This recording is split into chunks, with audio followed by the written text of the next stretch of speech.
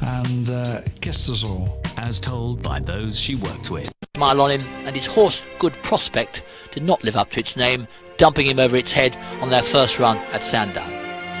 4 days later, Prince Charles rode him in the Kim Muir at the festival, and was going well when they passed the stands, but down the back stretch those Cheltenham fences proved that even princes get no special treatment.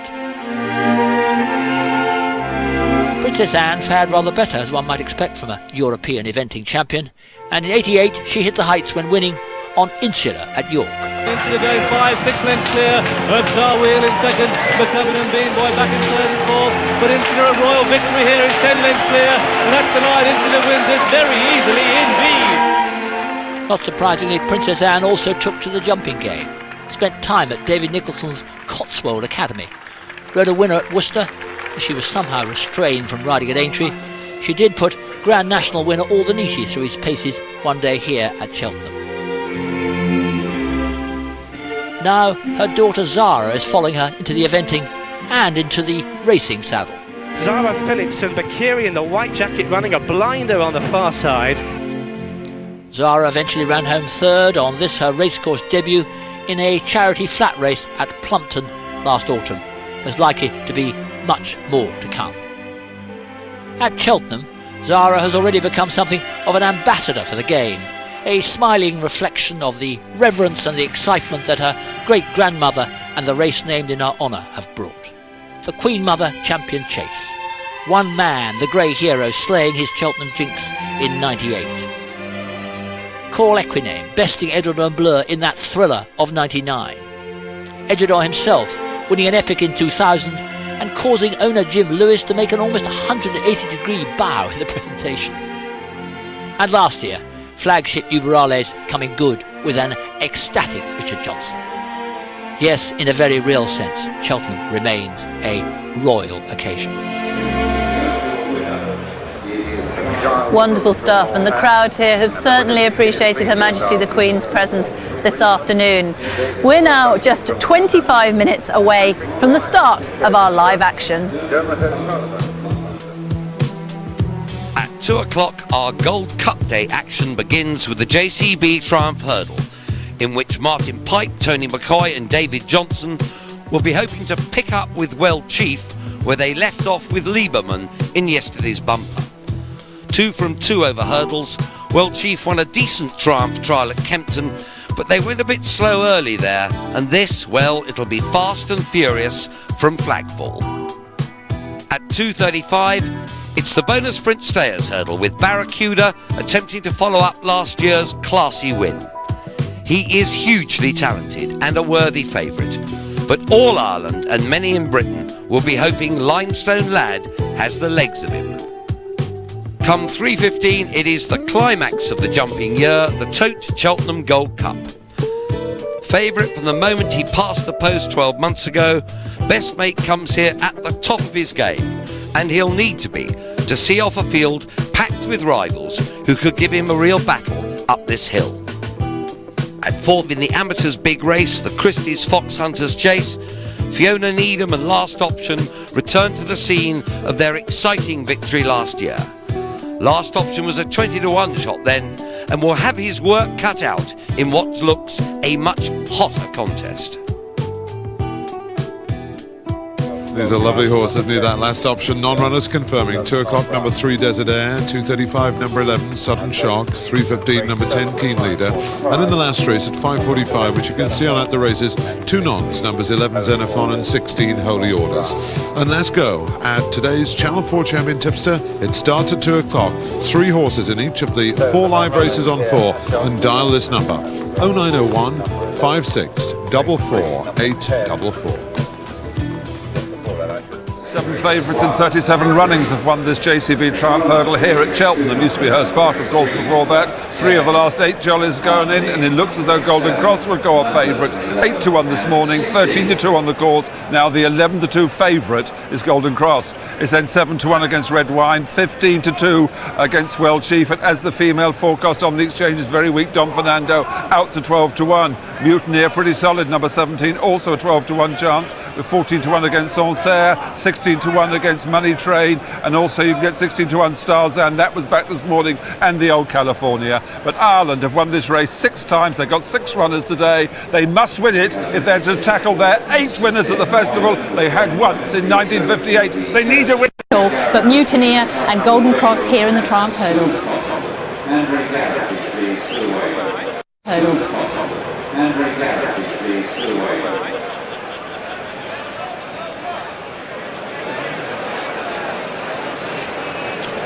A massive crowd, as you would confidently predict, for Gold Cup Day, and we could hardly ask for a better day in terms of weather. A bit of a drying, coolish breeze, but lots of bright sunshine as well. And the Cheltenham enclosures, lane empty early in the morning, have filled as the enthusiasts pack themselves in for what is just the most brilliant afternoon's jump racing you could possibly wish. The Gold Cup itself, a phenomenon on its own, but the Limestone Barracuda clash adding massively to the appeal of the final day of the Cheltenham Festival 2003. Let's have a look what the 3 wise men have come up with in terms of eye catchers. Well, gone for Desi Hughes and Mutineer. Simon liked the look of Spectroscope on the course. Down in the betting ring, the Golden Cross and Mutineer and Starzan are positives, and Don Fernando and Well Chief are easy.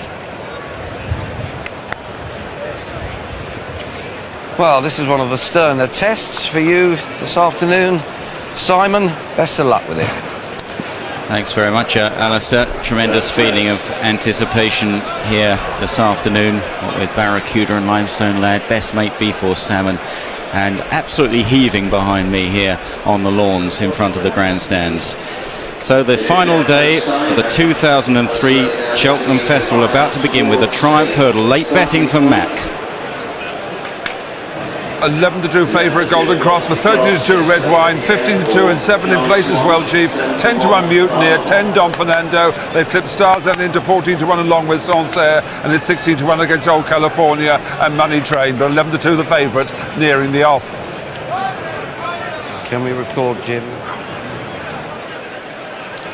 So a massive field here to be organised down at the start, and 2 miles the minimum distance, and the jockeys will be wanting to get a good position. They go a tremendous pace as a rule in this 4-year-old championship, which was formerly run at Hurst Park until being moved to Cheltenham in 1965. It was won by a certain Lester Piggott back in 1954 at Hurst Park on King Charlemagne, when John McCririck was a little boy. Nosnary in the red and yellow jacket walking through shot. Sancerre in the white, favourite for this race before a couple of slight disappointments. And chances here not only from England and Ireland, but France and Germany as well. Money Train already a winner here at Cheltenham, representing German trainer Christian von der Recker. Lilian Tecotte goes for Guillaume Macaire for France, and France won this race a few years ago in 2000 with Snowdrop, trained by Francois Dumaine. The favourite for Ireland is Golden Cross at 11-2. Charlie Swan looking for his first winner at the Cheltenham Festival. It really wouldn't be a Cheltenham Festival without a Charlie Swan winner. Perhaps this will be it. Her Majesty the Queen, last minute study of the form and the colours. Rare visit for her to the festival. She usually confines her race going to the flat. And last minute checks of the girths, and they're coming in.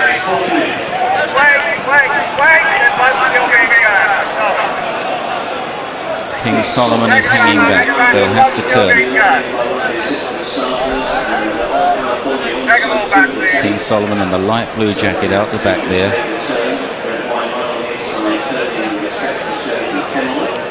Behind the marker, please. Being told to go behind the marker and walk in. Simon Morant.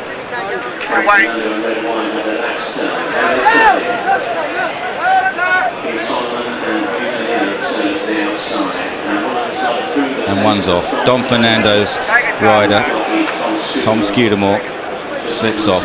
Too close to the tape.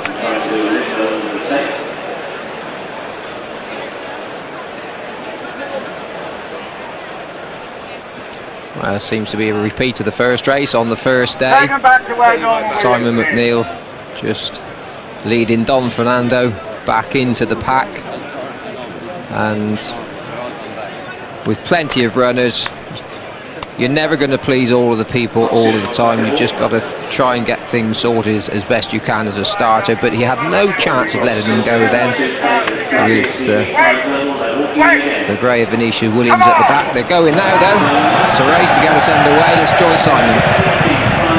And a roar sends them on their way from the crowd towards the first flight of hurdles. Stars and Well Chief amongst the leaders. Don Fernando very nearly unships Tom Scudamore at the first flight. He's lost a stirrup iron, he might have got it back now. Well Chief though is the early leader in the hands of Tony McCoy in the blue and green jacket, with on the near side King Solomon is up there as well, not far off the Mutineer, and also Old California as they race through the first couple of furlongs and on towards the second flight. And it's Mutineer from Old California in front of the stands here. Well Chief on the inside, Don Fernando and Spectroscope on their heels. Then behind these is Kenilworth towards the inside with Red Wine as they pass in front of the packed stands here in this JCB Triumph Hurdle.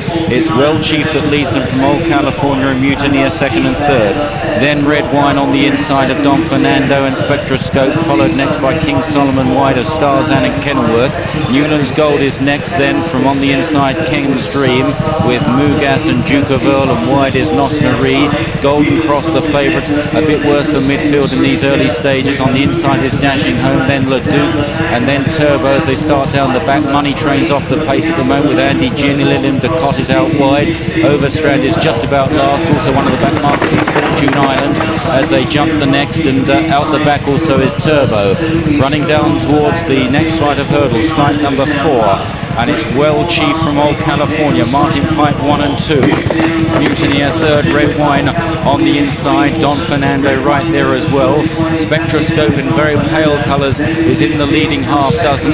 They're followed by Starzan in a blue jacket and Newlands Gold, who fiddled over that. King Solomon out very wide, a grey horse in light blue colours with hoop sleeves. Ken's Dream in the grey jacket towards the inside. Money Train in the green, travelling very strongly on the fence in behind the leading dozen or so, with Kenilworth in a spotted jacket just on the outside of Money Train. But it's still Well Chief that leads them up a hill towards the flight at the top of the racecourse, and it's Well Chief from Old California who's down there. Horrible for Old California, and several brought down behind. Money Train has been brought down. Kenilworth very badly hampered indeed as they run now towards the top left-hand turn, and Old California in second place when coming to grief there. It looks as though Don Fernando is also gone at that flight of hurdles. Right out the back, Dashing Home may well have been hampered. Overstrands right out the back as well. But meanwhile, Well Chief was in front and out of trouble there under the champion jockey. Second is the Grey Mutineer, then Spectroscope. Sancerre moving well now under Mick Fitzgerald in the white colours, about 4 horses to the left. Then King Solomon, and coming there Turbo as they run downhill towards the second last flight of hurdles. Little Rort is very wide as well in a white cap. There it was Well Chief from Spectroscope. Another one's gone. It could be Nosnari is down at the second last as they run towards the final turn then in a very eventful Triumph Hurdle. It's Well Chief, Spectroscope, Mutineer, Sancerre, then Leduc is running on. Also with a run is Mugas and Lilium Ducot for France as well. As they run inside the last quarter miles, Well Chief kicks again, but Spectroscope is challenging hard. Then a wall of horses behind these. Lilium Ducot, Newlands Gold, Leduc runs on. Also Golden Cross, who's still in the race. It's Well Chief over the last just ahead of Spectroscope. Lilium Ducot, then Golden Cross and Mugas. Well Chief under Tony McCoy. Spectroscope trying to get on terms, head to head up the hill. Spectroscope's getting up on the far side of Well Chief. There's nothing between them but Spectroscope, and that's goes home. Spectroscope won it from Well Chief in second. Golden Cross is third. Lilium Ducot 4 for France. Mugas in fifth. Then Newlands Gold and Leduc and Mutineer. dashing home red wine. King Solomon, behind King Solomon then was Fortune Island, Starzan, Little Rort, and it's Wallace Jr. over Strand and Sancerre who faded, Duke of Earl, and then Turbo, followed across the line by Tanikos, Andy Gin and Ken's Dream right out the back, Kenilworth as well. So Spectroscope has landed the spoils here, and it's Barry Geraghty again. What a fantastic festival meeting this young Irishman is having. His 4th winner here after You'll Never Walk Alone, inching closer, and Moscow Flyer. And another win too for John Joe O'Neill. He's had a mixed week. He's had some very strongly fancied disappointments, but he's had winners as well, inching closer. And Sudden Shock has won for Jackdaw's Castle this week. Meanwhile, there's one of the casualties, Norman Williamson, hobbling into the ambulance after being brought down on the German Raider Money train, who was going well when brought down after Old California fell at the 3rd last. A horrible incident there. The front 2 lucky to avoid the trouble. Well Chief and the winner here, Spectroscope. And Languid, that was a good result for the bookmakers. Spectroscope 25 and 20 to 1 in the offices this morning, returned a 20 to 1 chance to win the JCB Triumph. McCoy did all he could on Well Chief, could not get the horse home. He's 7 to 1, 3rd favourite, and he's beaten ahead and 5 lengths of the distance. The 3rd, Golden Cross, sent off the gambled on 11 to 2 favourite. When Lillian de Cock was 4th at a pony 25 to 1. But the first strike for the bookmakers now, Spectroscope. Despite McCoy's frantic efforts on Well Chief, the bookies are in front on the first race on the 3rd day of the festival. But they've got a lot of catching up to do.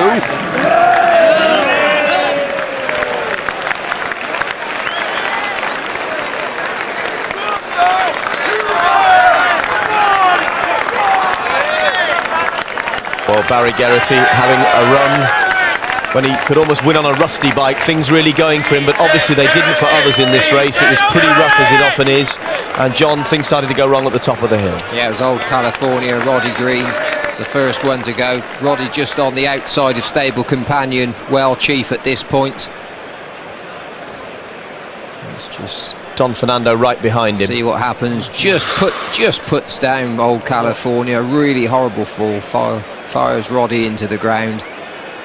I think that he brings down Don Fernando.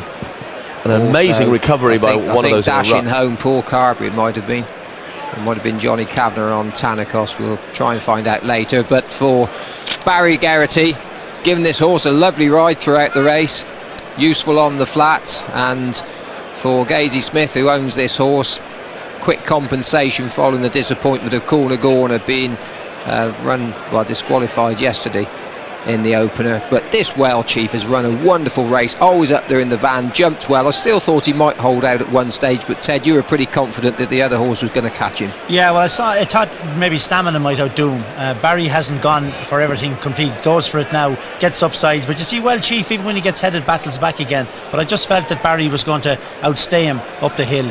Looking at Well Chief and his pedigree and everything else, I think the one little suspect about him was maybe Stamina. I was surprised that he ran quite as well as he did.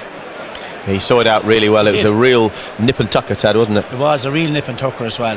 You know, and anyone gets upsides AP, you have to fight your corner well, and Barry is fighting it all week long. I know he won well in Moscow Flyer, but he's pulled a few of the others out of the bag, which is a real sign of a top pilot, and he was found not short of anything here. No, and it's not just the run from the last in, it's what's gone before. He's just gave this horse every opportunity, got him settled, got him jumping. And for John Joe O'Neill, as Simon alluded to, he's had some fancied horses turned over here, but it's still been a good week. The third winner of the meeting for him. John Joe, who won the race on Peterhoff for Mick Easterby in 76, I think it was. Very popular. That's one of the races I can always remember when he won on Peterhoff.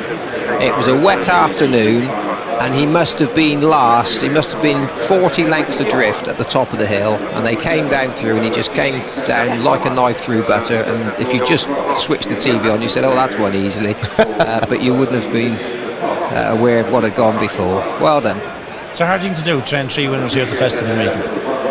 In a lifetime. Yeah, in a lifetime. This lady who's leading the horse in won the Sandy Lane Gold Cup Golf last week. This is going to be one of the lovely sights in the winner's enclosure as she comes in with John Joe behind. She's a great golfer, and now she's a winner at Cheltenham.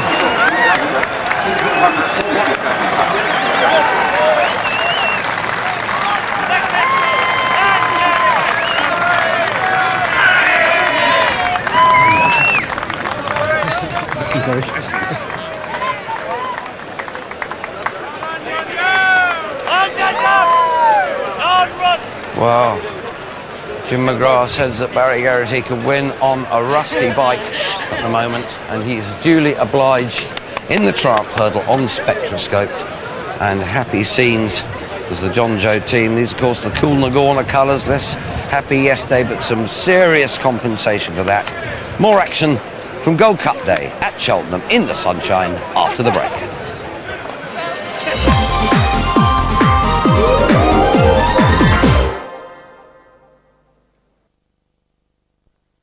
Gina? You know, when I was first hired, we didn't have all these fancy integrated systems.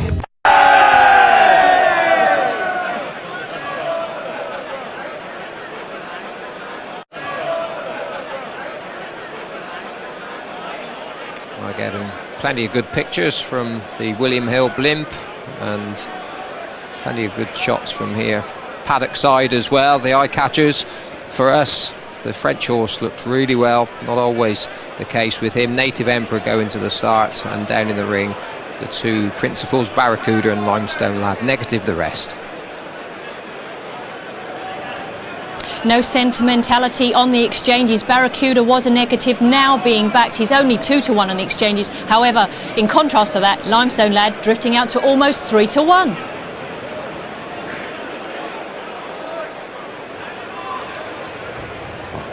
No sentimentality on the exchanges, but a fair bit here. There were ripples of applause for Limestone Lad as he went round the paddock. But there's a very strong vibe from the Dumont camp that they have Barracuda absolutely spot on. This is the most sensational head-to-head, and Simon Holt's the man to call the stayers home. And away they go then for the bonus sprint stayers hurdle. One of the most eagerly awaited races here at Cheltenham for some seasons. On towards the first flight, Limestone Lad is straight into the lead, going towards flight number 1. Limestone stands right off the flight, big jump there, and a mistake at the rear of the field by Crazy Horse, who nodded on landing. On towards the second, Limestone Lad, Dino's Beano in second place, Native Emperor on the inside. Then Iris's Gift close up. Brother Joe made a slight mistake out wide, classified in a blue and green jacket. And Pallior on the inside. Barracuda, as expected, is held up in these early stages by Thierry Dumen, with Galileo also towards the rear, and Crazy Horse, the back marker. Racing up the hill on the far side, Limestone Lad and Paul Carberry by 5 or 6 lengths to Dino's Beano, who's often a front runner, can't get to the lead. Looks a swinging pace being set by the Irish horse. Limestone Lad, Dino's Beano, Iris's Gift the Grey in third place. Fourth, Native Emperor there, classified, jumped up well. Palua, Brother Joe, then Galileo, Lissa Puereg towards the inside. And then Barracuda and Crazy Horse. So make the top left-hand turn, quite a run to the next flight on this first circuit, and they're quite well strung out. Limestone Lad loves to bowl along in front, goes a great gallop, but it is a strong pace that will suit his main rival Barracuda, the winner 12 months ago, a horse that stays very, very well. Down the hill, Limestone Lad is clear of Dino's Beano and Iris's Gift. The Native Emperor and Classified and Brother Joe and Palua. Galileo towards the inside, dark blue sleeve jacket. Barracuda out wide in the green and gold hoops. Then Lissa Puerig and finally Crazy Horse. So running towards the turn on this first circuit, Limestone Lad, the winner of 35 of his 60 races. He's had a momentous career. Second here in 2000 behind Bacchanal. Yet to win here in England. As we look down at them towards the next flight, the flight will be the last one after another circuit. Limestone Lad, Iris's Gift, the novice drawing much closer. Third on the inside, Dino's Beano, classified as fourth.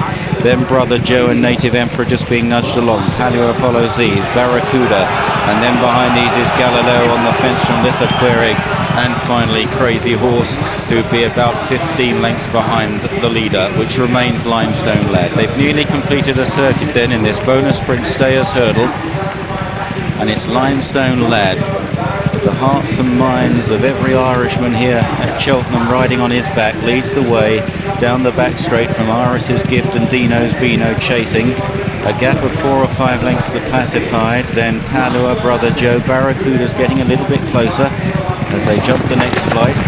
And so far Limestone Lad's jumping has been very good. He is prone to the odd error, but it's been very accurate so far. This Querig is back in the pack with Galileo, Crazy Horse. Native Emperor has dropped right out as they jump the next flight. Still Limestone Lad there. Native Emperor looks like he might be pulled up. He's got so far behind, but back with the leaders on towards the next flight, number 9, Limestone Lad, by a length to Iris's Gift.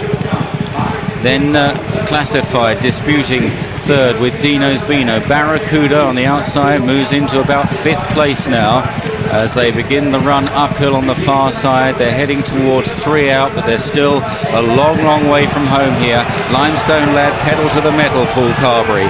From in second, Iris's Gift, clear of classified. Barracuda working his way into 4th place under Thierry Dumen. Dino's Beano now struggling. The others are all struggling. Palua, this has been a fiercely run race and stamina will be required. Native Emperor has been pulled up as they reach the top of the hill, and it's Limestone Lad still hasn't been able to shrug aside Iris's Gift. This deeply promising novice in second place, Barry Geraughty, looking for yet another winner at the festival. Classified comes under pressure.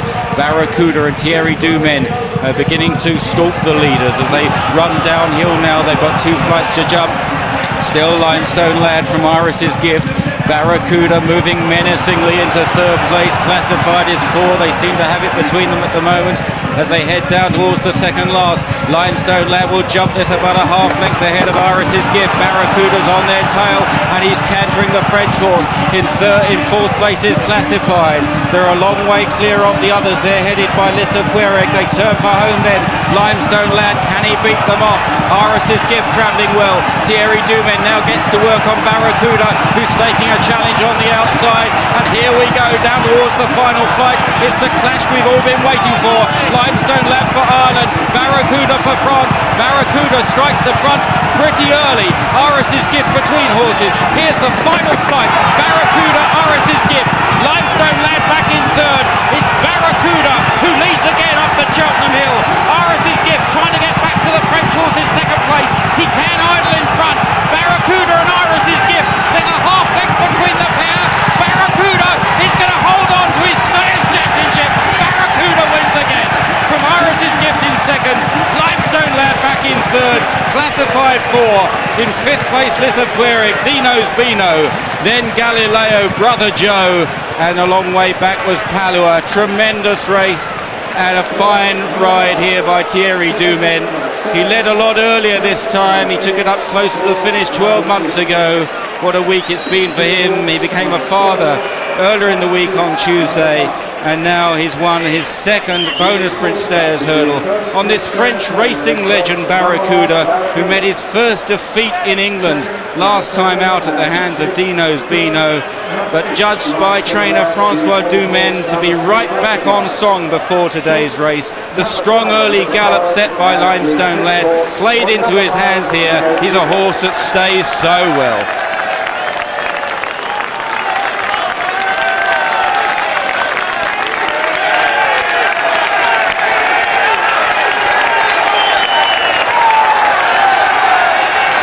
Plenty of cheers for Barracuda. Comes back to win his second bonus sprint stayers hurdle.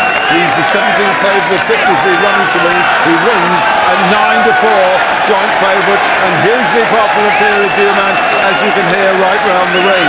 The runner-up, Iris's Gift, in 7-1, and Limestone Lad, once again bravery not enough, returned the 9-4 joint favourite.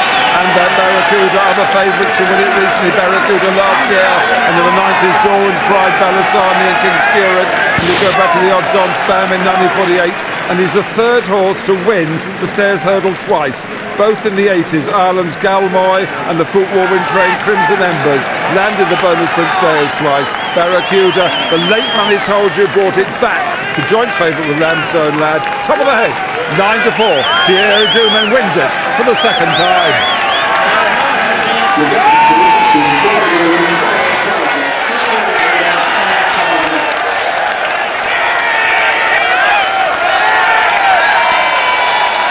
Well, three magnificent horses have given us a race to remember.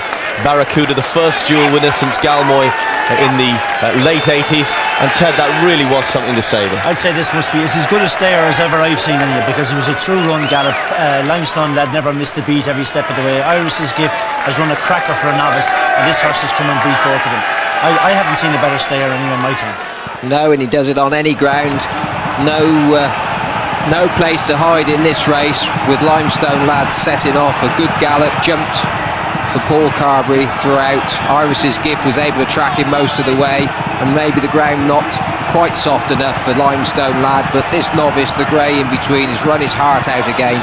But Thierry Duman, and credit where it's due, he's pushed and scrubbed and cajoled this horse for the best part of 3 miles. I don't think there was hardly a stage where you could have said that he was travelling well, but the horse fair play has come down the hill, come back onto the bridle, and when he was challenged again by Iris's Gift, really stuck his head out. A wonderful, wonderful race.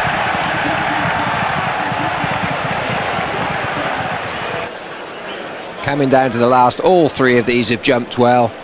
And even though they're getting tired, searching ground. And the thing about this horse, Ted, he's done it today on a faster surface. He goes on soft. He's just an all-round good horse. Yeah, and he never looked like today like he was going to pull up in front. We just thought a few times before when he got to the front, he looked like he idled. But today, even the grey horse came back at him. You never felt the grey horse was going to get by him again. He just never felt like he was shortening.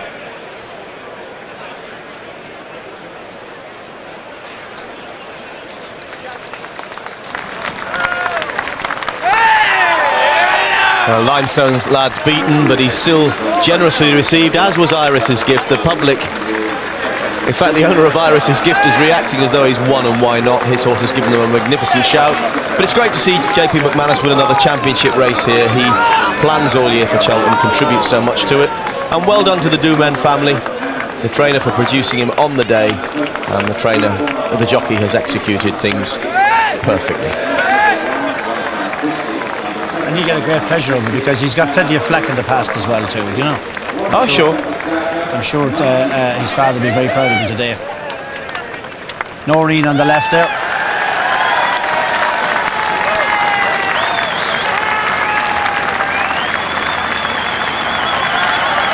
Thierry Duman returning in triumph on the horse Ted Walsh describes as the best staying hurdler he's seen in his time. A fantastically, truly run race, beating two magnificently reliable yardsticks and doing it on class as much as anything. And admirer of the stable, Sir Peter O'Sullivan, who has a fancied run in the county hurdle, looking on. But it's been the Dumans' day, a palpable air of disappointment around the winner's enclosure here during the race. It was absolutely packed with Irishmen watching the race on the big screen, and they gave him a right roar. But it was this Irishman who won the day, JP McManus, and Barracuda, the class act in the Stayers Hurdle. Magnificent race to set us up for the race of races. It's the most valuable race of the meeting, with a total prize fund of £350,000. It's the race prize fund of £350,000. It's the race every owner, trainer and jockey wants to win. Best Mate bids to add his name to some of the great multiple winners of this race by winning for the second year running. Not since Lescargo in the early 70s has any horse won 2 Gold Cups. Seymour Business, the winner in 1999, tries to win his second Gold Cup at the age of 13. B4 Salmon, a brilliant newcomer to the chasing scene, is the bright young hope of Ireland. Comanche Court, last year's runner-up, bids to go one better. So how good is this B4 Salmon? Is he good enough to take the championship and beat the hot favourite Best Mate? He is incredible. He never jumped a fence until November, 4 months ago, and now he's one of the leading contenders for the blue ribbon of steeplechasing. Brian Gleeson went to meet Michael Hourigan in County Limerick to ask him about this incredible young horse. Best Mate is the popular choice for this year's Gold Cup. But for Michael Hourigan, there is only one dish on the menu. What is there, Susan? Beef or salmon? Well, Brian, what else could we do when you call a horse beef or salmon? Good name, I'll have the beef. I'll have the salmon. Thank you. Michael, the Gold Cup is the blue ribbon of chasing, but I detect great confidence from you. I have to be lucky. I mean, I've been there 4 times. I know what it's like. I possibly should have won a Gold Cup once with Dawn's Pride. If he had to win the second last, instead of putting a hole in it, he lost his whole momentum. A modern horse, if you like, won the Gold Cup on the day, but he was the winner. I mean, Cool Dawn won the Gold Cup, Dawn's Pride didn't. And Best Mate is a winner of a Gold Cup. He's there to be shot at. I'm the new kid on the block, and I think he's possibly the only horse in history, I'd say, to be for Salmon, is that has won to the Gold Cup, that has never ran in a novice chase. When did you buy him? I bought him at the Land Rover sale 3 years ago now. What did you see in Beef or Salmon that day? Well, as I said time and time again, it's like a woman that will pass you by and you say, oh, you'll have a second look. So, like, I mean, I would have to like a horse before I would buy him, and he'd want to make me look at him. And he did? And he did. I saw him in the ring. I hadn't seen him outside. He didn't get sold. I followed him out. As I said, it's just like looking after a lady. I followed him out and I bought him when I went out. He won his hull race. He beat Boney Arrow in a hull race at Gordon Park. And just didn't have a good technique about jumping hulls. Why was that, Michael? I can't answer you. You prefer to see him schooling over fences than over hulls. He is making an odd hash of a hull. And he'd get awkward at it. But as you can see from chasing, he seems to be foot perfect. And I believe chasing him is the same as walking around the parade ring. It's just that easy to him. And I think Cheltenham fences are so well presented that I think he will love them. And reflecting back at the start of the National Hunt season, obviously he schooled exceptionally well, but you, from people looking in, people thought you were crazy running the horse in the Morrisile chase in Clonmel, but you knew different. Yeah, well, I felt if I was right, he'd win. If I was wrong and he finished third or fourth, everybody would have said the novice ran a cracker. But because he won and he won so well, they think the Morrisile was a bad race. But the Morrisile wasn't a bad race, it's just that he's a very, very good horse. He's won the Ericsson over 3 miles around Leopardstown. He won the Hennessy over 3 miles around Leopardstown. But he was on the bridle on both occasions jumping the last, so I don't know how the experts think he won't get 3-2. I mean, he was going away all the time. I mean, he is oodles of class. Best Mate is a very good horse. He's won a Gold Cup, he's won a King George. I mean, what can you say? He has to be respected. Are you worried about him? Not as much as they'd be worried about me. Before too long, we'll know who gets their hands on the Gold Cup, but we do know who received the trophy for the bonus print Stayers Hurdle.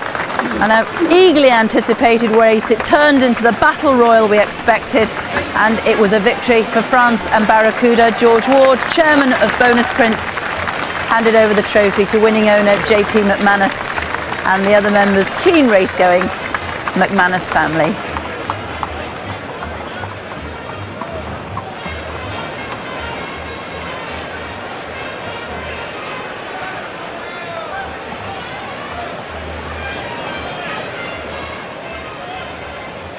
The Stayers is finished now for the main dish of the day. It's the Tote Cheltenham Gold Cup. £203,000 to the winner. 15 run, and the jockey change, remember, Kieran Kelly in for the ride on Colonel Braxton with Norman Williamson standing down through injury. and a doubly exciting time for Paul Barber, Alistair, part owner of Seymour Business and of course Valley Henry. Now what do you make of the two of them here? The ground a bit iffy for both, or spot on for one? Probably it's too soft for one and too good for the other, but that's me making excuses before we get going. No, I think they should be able to go around. I'd be worried about Valley Henry's basic inexperience, and he sort of worries. He's a big worrier really, and it won't be easy for him at all. He's a big horse too, isn't he? He's in great shape. He's in good shape. He's been going well at home. Everything's right about him. If he can get jumping early on, then I think we've got a chance. And Barry, I know, fancies him. He just thinks we've got best mate to beat. And Seymour, but he forgets I've got another one. Yes, indeed, yeah. Well, Seymour always looks well, Paul, yes, he does look well, and he looks tremendous. He'll go out, and obviously he'll be up near the front, and he'll go flat out for 3 miles, 2.5 furlongs, I hope, and jump. Yeah, and I suspect that you think he's better in himself than he was 12 months ago. Definitely is. There's no question about that whatsoever, but time will tell. You know, the ground just might be a bit quick for him today. It's his 5th time at the race. Do you still get nervous? Yes, I do. but I'm not. I think I'm probably better with 2 horses in the race, and we can relax anyway in a minute and enjoy it. Yeah, well, let's walk in and see them in the parade ring. Okay. Thank you very much. Good luck, Paul. Cheers. Bye-bye. 15 runners and riders for this year's Cheltenham Gold Cup, with £350,000 in guaranteed prize money. They're headed by Before Salmon and Timmy Murphy at 5-1. At 14-1, Bayrajan and Richard Johnson. Best mate 7-4 favourite Jim Cullity. Shives and Richard Guest at 25-1. Kieran Kelly comes in for the ride on Colonel Braxton at 33-1. At 8-1, Comanche Court Ruby Walsh. First gold, Thierry Dumaine again, 40-1. Harbour Pilot and Paul Carberry at 40-1. Russ Garrity on Hazard Calange at 8-1. Marlborough and Mick Fitzgerald at 20-1. Big outsider Modular, Roddy Green, 200-1. Seymour Business is 14-1 for Joe Tizard. Truckers Tavern at 25's Davy Russell. Valley Henry and Barry Garrity at 16-1. Eurogood and the Mount of Tony McCoy at 50-1.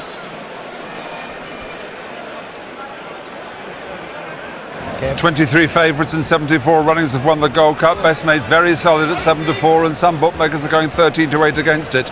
Out to 5-1 is Before Salmon with easy to back Hussar Calange, an 8-1 chance.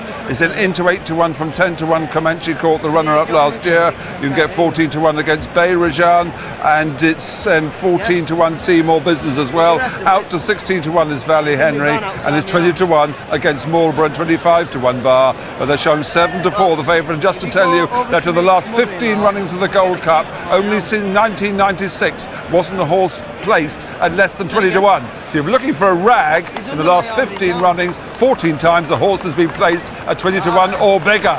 So look for a rag for your each way bets. No, it is. It's 20 years since this man, Michael Dickinson, saddled the first 5 home in the Cheltenham Gold Cup. When somebody asked him early in the afternoon, would he ever think of coming back? He says, no, it's easier to stay in the States and beat D. Wayne Lucas than the bunch of folk training over here these days. He's rooting for Peter Beaumont's Hazard Calange, and he's in great order. Yeah, good to see him back at a wonderful renewal. Michael's here to see, along with thousands of others.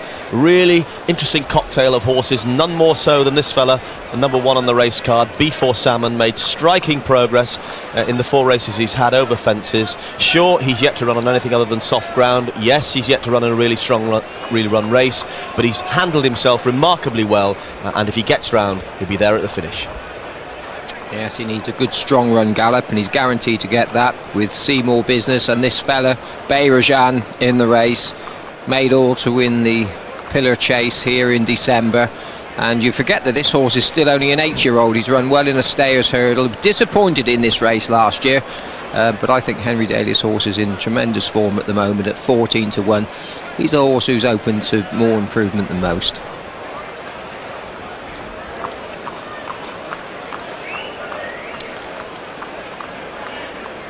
And here is just about the perfect steeplechaser, on looks at least, and just about in action too. Best mate, wonderful record for Henrietta Knight and Jim Lewis. Won the race in good style last year, been aimed at this since his win in the King George, which didn't please everybody, but he looks in tremendous fettle. Colonel Braxton now, this is Chives, who's a confirmed stayer, ran well in the Sun Alliance Chase last year. No match for Valley Henry last time, but put up a brave performance prior behind Mini Sensation at Chepstow. Colonel Braxton Good Irish chaser from a stable in form, but on the form book, a bit to do against B4 Salmon. However, the fact that Desi Hughes' team are in such good order, he should fare well and could well make the frame.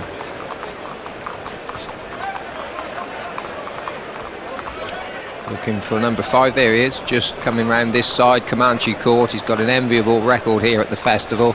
A winner of the Triumph Hurdle, who's run well in the Stayers Hurdle, ran the race of his life to be runner-up to best mate last year. Been trained again with this race in mind, and I don't think I've seen him look better than he does this afternoon. He really fills the eye. But the team who took the Stayers Hurdle are represented here as well. They have, of course, First Gold, whose jockey's still to get up on board. He's just tracking Colonel Braxton at the moment, so we'll find him for you in just a second. Thierry Dumen, presumably delayed by the celebrations and presentation from the previous race, but there is First Gold, and he won the King George in 2000. He hasn't been in quite the same form since. He's had a second bout of leg trouble, but he shaped encouragingly on his comeback at Wincanton, and he's expected to run well this afternoon. Harbour Pilot, top class novice last season, began this term with a good third in the Hennessy, getting quite a bit of weight from some of the other horses around him, and then he's been soundly beaten twice by the main Irish hope B4 Salmon. Number 9, Hussard Collange, who won the Sun Alliance chase last year, has run very well all 3 starts this time around and has great prospects of making the frame. Whether he's quite got the pace to win, we'll see. Yeah, shame we hadn't had a little bit more rain for him, but it's not going this afternoon that really you could make an excuse for anything. Marlborough, who ran well to be 4th in this race last year, he was the one who's open to a bit of improvement from the placed horses. Didn't jump as well as I've seen him, and he's been running well this time, except for his last run. Best Make on his way out to do battle. We'll see how he fares after the break.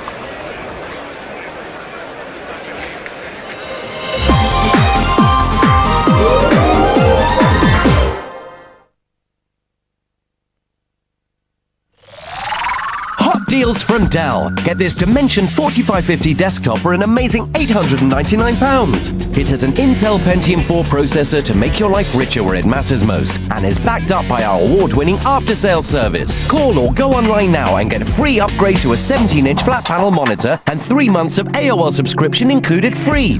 Call 0870 152 4601 now or go online. How much did you save again with this Direct Line car insurance? 20%. That's quite a lot. Call Direct Line today and see how much you could save too. So you've got a bit more spare cash than you had before then? Loaded. We'll stop here and you can buy me lunch. Absolutely. Switch now and you could save yourself up to 20%. Well, look after the pennies. Call now on 0845 246 9000. Need a hand, mate? Oh yeah, that'd be great.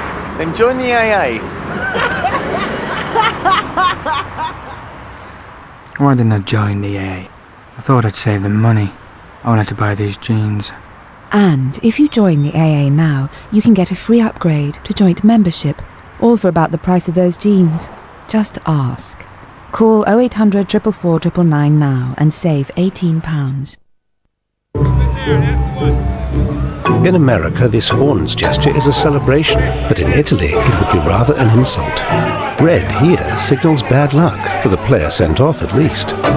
Red here in China is lucky. These envelopes contain money. At HSBC, we never underestimate the importance of local knowledge, particularly when it comes to your money, because what we learn in one country can directly benefit our customers in another. HSBC, the world's local bank.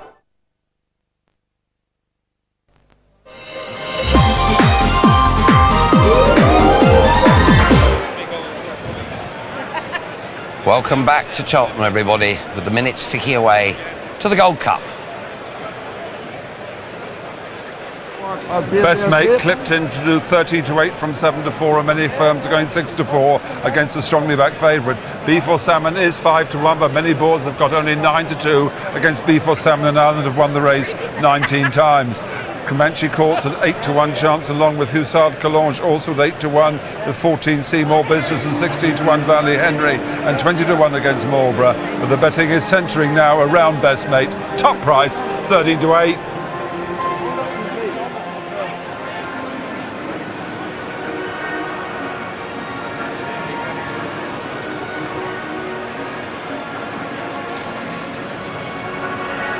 The parade of the contenders for the 2003 Cheltenham Gold Cup, and led by B4 Salmon, the new kid on the block, clearly high class, but can he handle the pace and the hurly-burly? Berejam, he bombed out 12 months ago, but he's come here in great form. He may find a couple just too quick for him. Best Mate, the benchmark chaser, no apparent holes in him. A place in the pantheon is his for the taking. Chives, a thorough stare, he'd like it a bit softer, and he is the stable second string. Colonel Braxton, who's twice had a rear view of B4 Salmon, but he's still something of an unknown quantity. Kieran Kelly, a late substitute. Comanche Court, amazingly versatile from Triumph Hurdle to Irish National. He has to be in the shake-up yet again. First Gold looks a light of former days and simply not in the form to place him centre stage. Harbour Pilot, a solid and tough mudlark, but he may lack foot and he can hit one. Hussard Calange won here last year, a precision jumper. He'll be there coming down the hill and stay on. Marlborough, close second in the King George. He'll be played late, but he's had his chances in this grade. Modular. He's a French rag with no chance, and let's hope he doesn't get in anybody's way.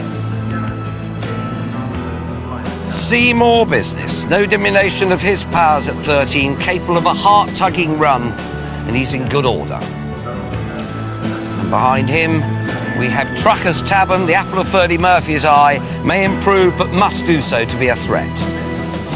Valley Henry has Barry Geraghty and John McCurrick on his side, the former more help than the latter. And You're a Good, tough handicapper, but no reason to believe that he's anything like good enough.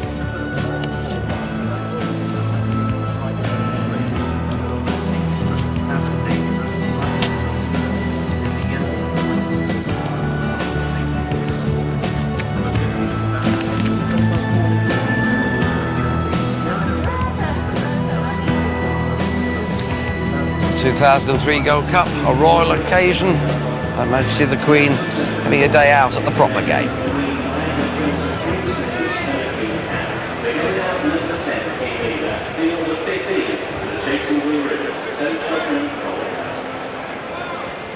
Just going down to post now for the Cheltenham Gold Cup. Bitter luck on Norman Williamson to be denied a ride at the 11th hour on Colonel Braxton.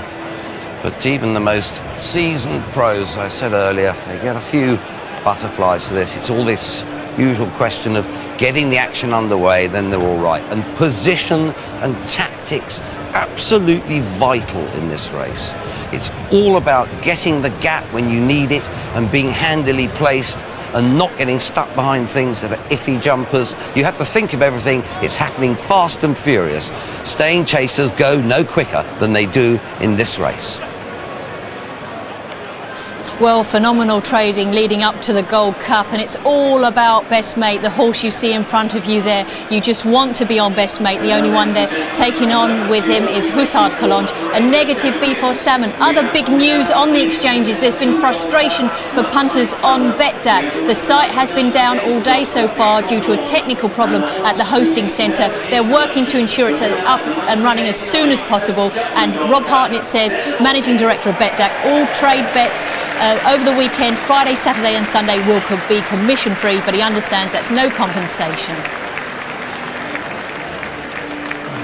Well, some great names on this Roll of Honour. We saw Desert Orchid earlier in the programme. This looks like trouble. Gave Richard Johnson such a memorable day. Cool Dawn, the Ulner team. And of course we do have a grey in the field this afternoon, representing Martin Pipe, called Modular. But Desert Orchid was the last grey to win the Gold Cup. And what a fine horse he was. Probably beat Modular today, I should think.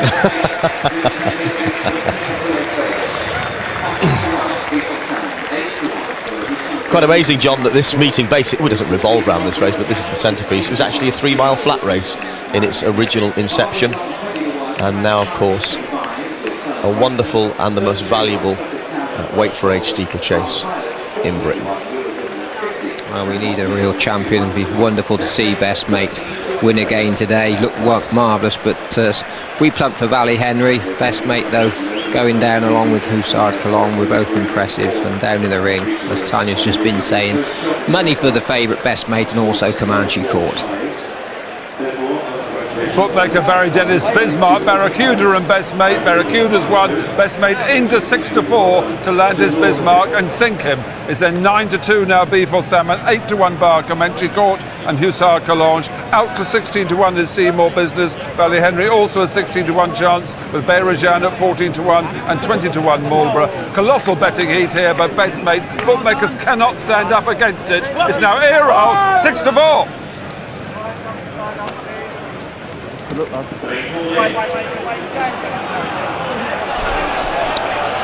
Coming in then, a bit close to the tape again.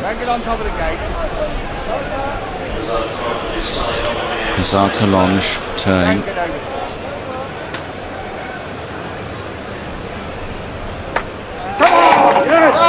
That was good enough. Away they jump for the Cheltenham Gold Cup of 2003 and towards the first of 22 fences. Colonel Braxton in the firing line with Bayrajan and the Grey Modular, and then over on the inside Seymour Business. As they landed over the first, all safely over. Before Salmon held up towards the back. Best Mate is held up in about 8th or 9th place as they clear the second fence. Marlborough also out the back, passing the stands for the first time. The Grey Modular having his moment of glory here, just ahead of Seymour Business. Then Bayrajan in third. 3 lengths Colonel Braxton with Chives in a white sleeve jacket in 5th place wide. Then Valley Henry in a red cap. Then Best Mate from Hussard Cologne and Comanche Court. Harbour Pilot is next, First Gold, and then Trucker's Tavern with Marlborough on the inside. Before Salmon held up well off the pace by Timmy Murphy, together with Ura Gooden in the rear. Over the next, the first in the back straight, and Before Salmon is a faller. Before Salmon is down there, the novice. The gamble hasn't paid off. A faller at the third fence. Before Salmon, as they now go on towards the water jump. Modular lands just ahead of Bayrajan at the water. The horse is up being held. Timmy Murphy is still on the ground. Meanwhile, they take an open ditch. Bayrajan over just ahead of Modular. Then Seymour Business in third place. Chives is 4, followed by Colonel Braxton and Valley Henry at the next plain fence. Hussard Cologne jumps well, so too Best Mate. And then behind these is Trucker's Tavern, Comanche Court over on the inside as they race towards another big open ditch. And then back in the field is First Gold with Marlborough. Timmy Murphy is on his feet after that fall from Before Salmon. Mistake there by Harbour Pilot at the back, not jumping, and pushed along. Ura Gooden is last. On to the next plain fence. Bayrajan and Richard Johnson from Modular. Then Seymour Business, the 1999 winner, over in third. They are just ahead of Colonel Braxton in a dark blue jacket on the inside with Chives on the outside in fourth in that white cap. Valley Henry close up with these. Hussard Cologne is wide, then Comanche Court, Best Mate going along nicely in the midfield, fence at the top of the hill. Bayrajan's over ahead, and they all are safely over that. Marlborough was a bit sluggish at the back as they start down the hill on this first circuit. And on now to the next. Before Salmon's rider, Timmy Murphy there, walking disconsolately back towards the enclosures. Over the next fence, and it was Bayrajan from Seymour Business in second place. From Modular, and then Colonel Braxton, Chives and Hussard Cologne on the outside. Valley Henry just in behind these as they make this turn now towards the next two plain fences, with still over a circuit to go in this Cheltenham Gold Cup. Bayrajan then with Seymour Business, they're matching strides. Chives is third, Valley Henry in fourth place, Modular over on the inside, out wide is Hazard Collonge. Best Mate lies in about seventh place on the outside of Colonel Braxton, and then Comanche Court. First Gold is next from Harbour Pilot as they take the fence in front of the stands. Another mistake by Harbour Pilot. Truckers Tavern out the back. Marlborough is one from last, and sitting last under the champion jockey is Eurogooden. So away they go once again then, and on now to fence number 13, and it's Bayrajan, whose bright white face showing out in front under Richard Johnson, who won on Looks Like Trouble in 2000. Bayrajan down the hill ahead of Seymour Business and Shire second and third. Valley Henry is fourth, and then Modular on the inside. Hazard Collonge, Best Mate creeping just a little bit closer as they take this tricky fence, at which First Gold made a slight mistake, but they're all reasonably in touch. Eurogooden with the back marker would be about 15 to 20 lengths behind this leader. Bayrajan taking the water jump. Bayrajan over ahead from Chives in second place, plenty in with chances as they go towards another open ditch. Bayrajan by a couple of lengths to Chives, drawing towards this one. The leader takes it well. Seymour Business over in third, Valley Henry on the inside. Best Mate, the light blue sleeve jacket, moving well under Jim Cullity. Hazard Collonge is wide of him over the next plain fence, and at this one Bayrajan got in a bit tight, and Chives, Best Mate stable companion, right on terms on landing. Chives, who's a Grand National candidate, he could yet be a big Gold Cup candidate as they go towards the ditch again, going uphill on the far side. Chives and Bayrajan clear of Valley Henry. Best Mate, Jim Cullity looking confident in fourth place. Then Seymour Business, who's just feeling the pace now, the old warrior. From Comanche Court getting a bit closer, and behind these Hazard Collonge is dropping out. Chives jumps that fence very well at the top of the hill and leads over by 2 or 3 lengths. Mistakes by Colonel Braxton towards the back, also Eurogooden, and now they've got 4 fences left to jump. A tricky fence going slightly downhill at the top, and it's Chives who's kicked 5 or 6 lengths clear, but now Valley Henry and Best Mate are both getting closer as they take this one, and it's Henrietta Knight 1 and 2 now. Chives, Best Mate is cantering in second place, last year's winner. In third is Valley Henry with every chance down the hill, and there Best Mate looming up. Richard Guest on the near side, Jim Cullity, he's full of horse as they go down towards 3 out. Chives a big jump in the centre, Valley Henry on the right, but here's Best Mate travelling like the good horse he is, and he's going to lead them turning for home. Back in fourth place is Truckers Tavern, then Bayrajan and Comanche Court, and so 12 months on, it's Best Mate again. He turns for home, bidding to win his second Gold Cup, the first horse to do so since Lescargo in the early 70s, and Best Mate by 5 or 6 lengths to Valley Henry, the second last. Best Mate, a lovely jump there. Valley Henry clambered through it in second, then in third place is Chives. Truckers Tavern stays on, but closing to the final fence, it's Best Mate and Jim Cullity. He puts himself right over it. Best Mate by a dozen lengths. Truckers Tavern running a massive race into second place, then Valley Henry in third, but Best Mate, this beautiful horse, Best Mate's going to win back-to-back Cheltenham Gold Cup. He's strolling away with it, a top-class performance. Best Mate wins the Gold Cup. Truckers Tavern in second, tight for third between Valley Henry and the running on Harbour Pilot. Next home Comanche Court from Bayrajan and Chives. After these was Seymour Business, the ground was too lively for him. Eurogooden next, back in the field to Colonel Braxton. Marlborough, then First Gold, and Modular completed the course at a big price. Well, this is the best we've seen for some time. The best chaser, the best staying chaser in the country, and on today's evidence, the best chaser in the country by a very long way. Been trained for this race since 12 months ago. Henrietta Knight picks and chooses the races carefully. He's still got time on his side. He's only an 8-year-old. He can come back in a year's time, and Her Majesty the Queen has seen something special here on her first visit to Cheltenham in half a century.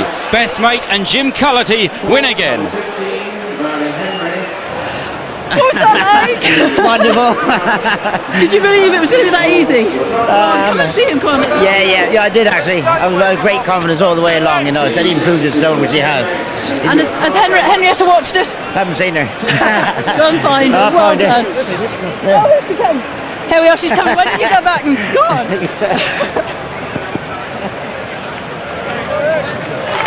Jim, what a roar! Well, has he improved? Has he improved since last year? I'll say he's absolutely bolted up. I mean, when he came cruising 3 out, did the butterflies start coming? To be honest, we've gone very, very fast this year. It was a different race than last year, you know. We've gone very fast, and he hasn't settled as well as he can early on. But so down the back last time, I got a bit of a blow into him. But he's done what he's asked. It was a tough race this year. Hat-trick next year.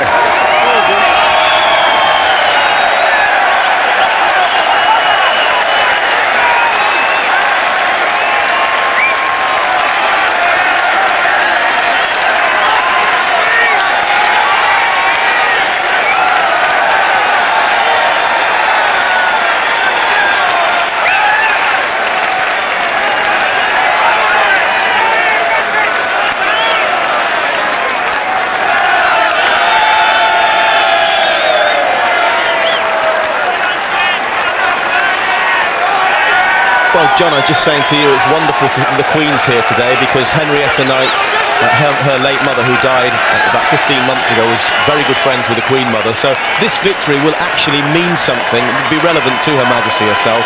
I mean, sometimes we think of Hen Terry as Mr. Potty and Mrs. Dotty, but they've done a wonderful, wonderful job with this horse. He's a joy to watch, and it really was an exhilarating performance. Absolutely amazing. 2 Gold Cups, and I don't think he's made a mistake in either. Given a slightly different ride, I think Jim was a little bit concerned about getting on the inside behind the grey horse Modular. He started off with plans to go around the inside and then probably didn't know too much about the horse in front, moved to a more middle position, but always in the right place and absolutely vindicated what Terry said. Improved the stone, won much easier this time round. Great team effort. Well done for Jackie Jenner, who looks after him, all the people concerned. And as you said, it would have meant something to Her Majesty.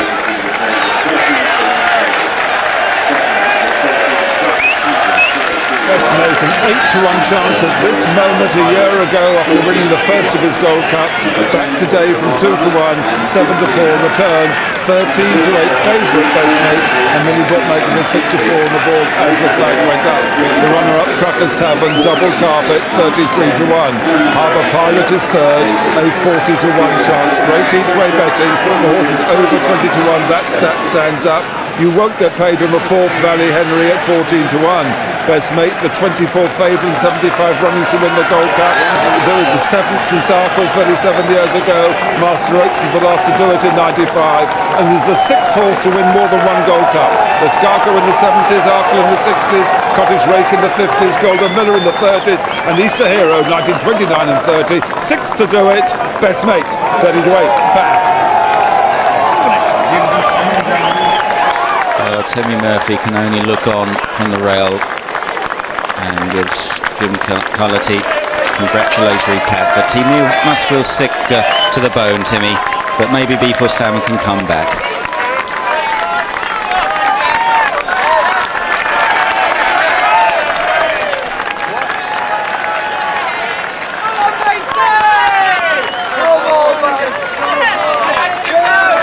Underestimate the mountain this horse has climbed. Back-to-back Gold Cups, he sauntered this. Ecstatic Jim Lewis leading him in, and you just wait for the call this crowd gives him as he hits the winner's enclosure.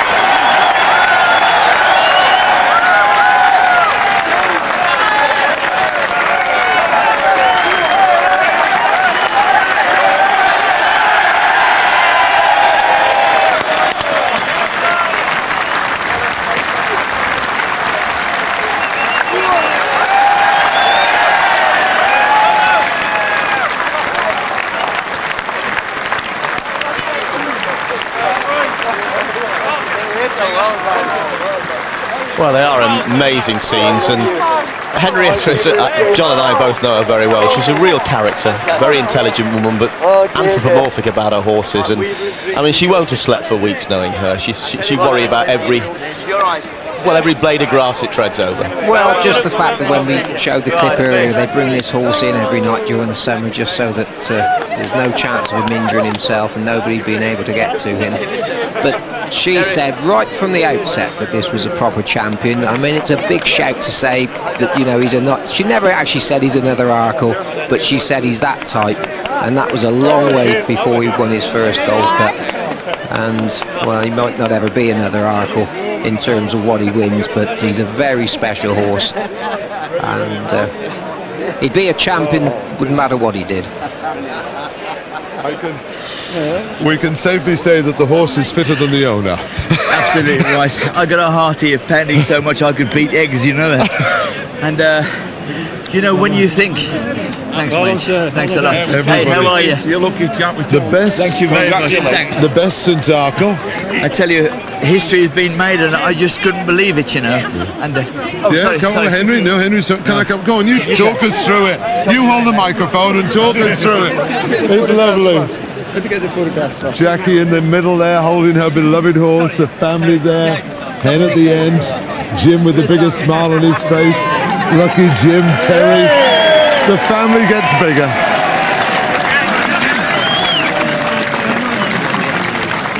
They're lovely.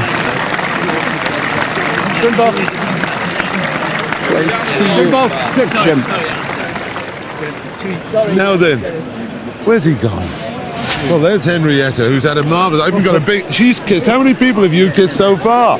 Go on, give Alistair a kiss. Henrietta, Jim Lewis has just called you a weaver of dreams, and that reception the crowd have given him. It was pretty good, wasn't it? I came here once when Dawn Run won, and I never thought I'd witness such a cheer as it has just been. And he's done it easier than last year. Here's the great man. This is the weaver of dreams. This is the weaver of dreams. He canted it. Yep, you can. And Jim, you know, this is now the public source. They absolutely love it. I tell you what, Alistair, all day people be coming up to me and I keep saying, say your prayers. No, we will. We said them all, you know, all that stuff. And they really do like the horse. And it's so, yes, he's so fantastic. And the love that Henrietta, you know. Did you notice the pearls? I tell you, those are lucky pearls. I've offered her 10,000 quid for them, and she said it's not enough. And you watch them? They're worth more than that. Same place as last year. Yes, rather more people have got in there this time. Oh, right. Well, we'll have to reorganise that for the third time. Same chair. And young Biddlecombe quite pleased. He's quite chuffed, yes. Yeah. And what about Jim's ride? Because I mean, he's super confident. Yeah. Absolutely perfection. And I was very thrilled with Chives. I thought he ran a great race too. He did, and he looked well before. The two of them coming down the top of the hill, like two green breast skirts. I was very proud of them both. Yeah. Well, Henrietta, a marvellous day for everyone, and everyone has really thrived on it. Thanks a lot. He'll be smiling for us all tonight. Cheers, Jim. Cheers. Thanks. John, you won a Gold Cup, a special moment for every jockey, but with the responsibility of this horse, maybe even more so. Oh, huge pressure. Not that you'd have known from watching Jim ride. He's a pretty cool customer. Richard Guest and Matt Batchelor there, being Norman Williamson. He's a popular lad. Well, they're all good lads. There wouldn't be a boy in there that's not liked, and everybody appreciates the pressure that's been on Jim for the last couple of months. Of course, missed the win in the King George on Boxing Day, but wonderful too, of course, for Jim Lewis. It's just coming up to the last, blowing harder than the horse, coming over to the last. And really, Jim, that was his hallmark, wasn't it? He travels, but he jumps. And he finds it easy to jump. He sort of glided through the race, really. And it was a joy to watch. I don't mind betting or other aspects of the game. Today was about class, and it was a pleasure to be here to see this.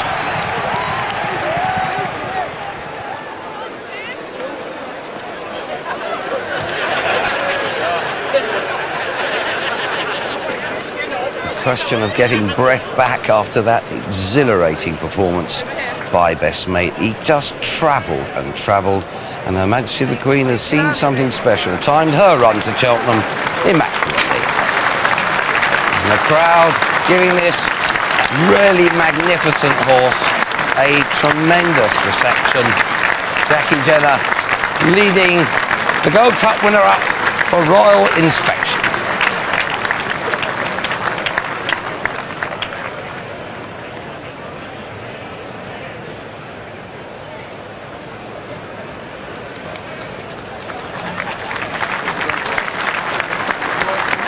Well, his best mate is led round for another lap of honour, an ecstatic Jim Geraughty on his way out.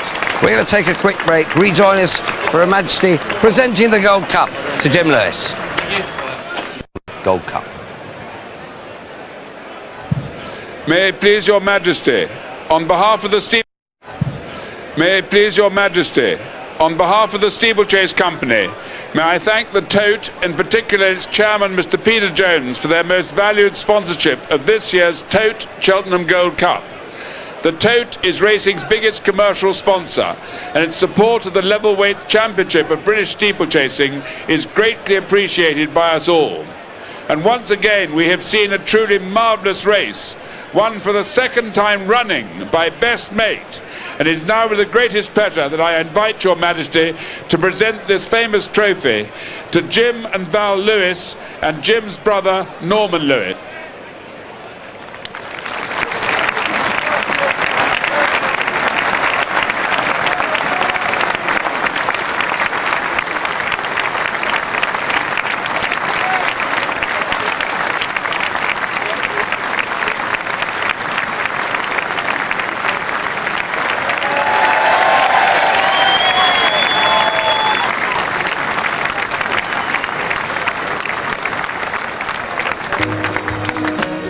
The Angels must have dipped Jim Lewis in something pretty potent at birth, and today his best mate, his pride and joy, the chasing public's pride and joy, has pulverised his Gold Cup field. 2 Gold Cups in a row, under a marvellous ride from Jim Geraughty. He travelled like the class horse he is, and has made Cheltenham his own this afternoon. That place in the Pantheon has been secured. And the trainer, my remarkable sister-in-law, Henrietta Knight, with her husband, Terry Biddlecombe.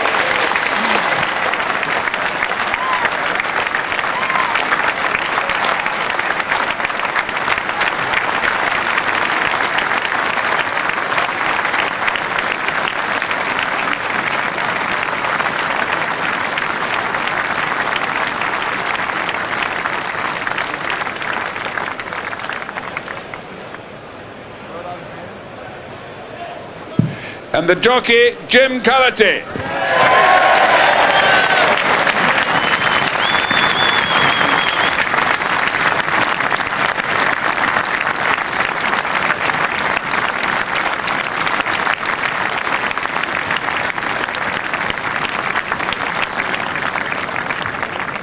And the lass who looks after Best Mate, Jackie Jenner.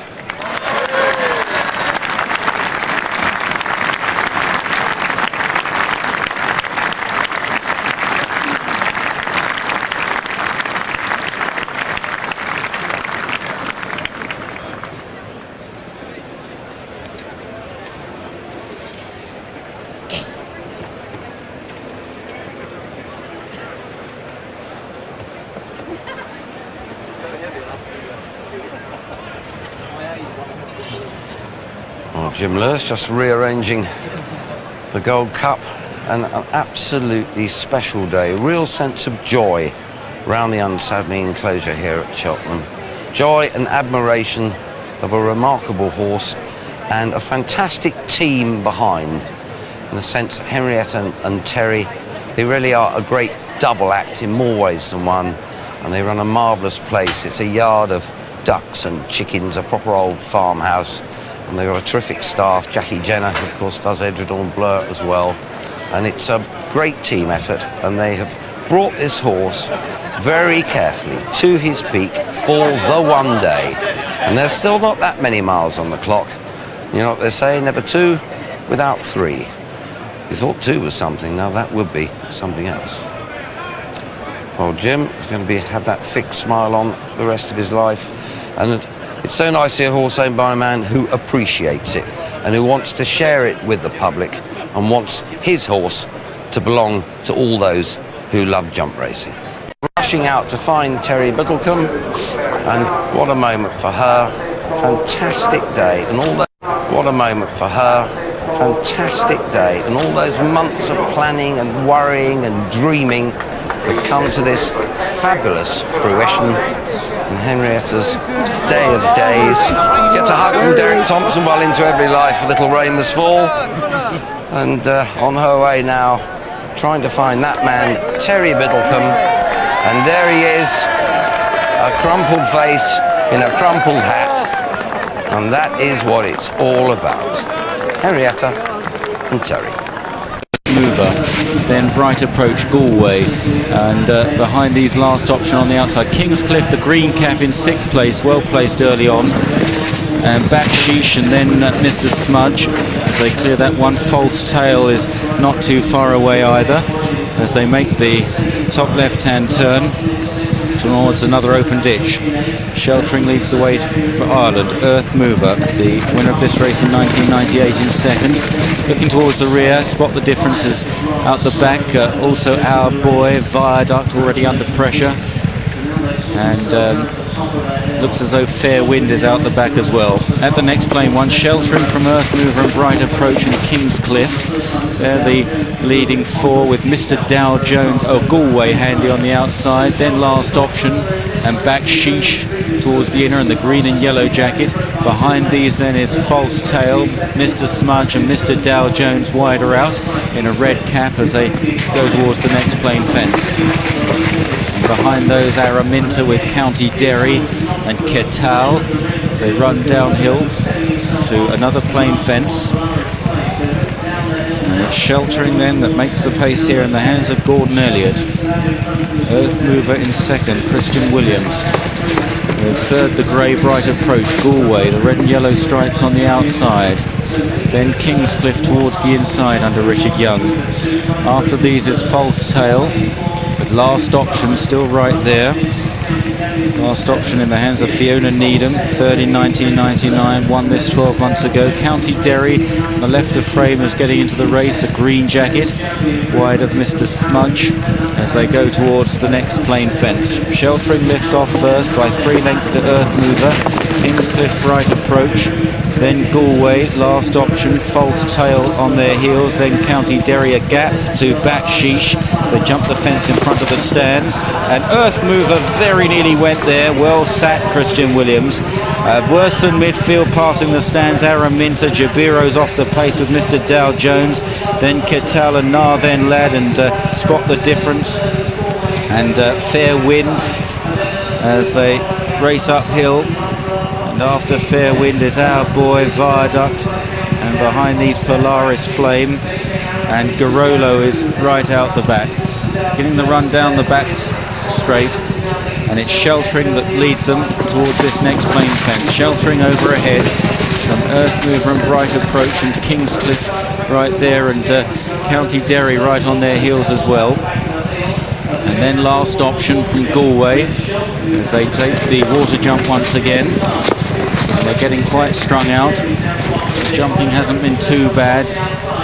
Often a lot of fallers in this. Looks like Galway's pulling up before this next open ditch. Sheltering from County Derry.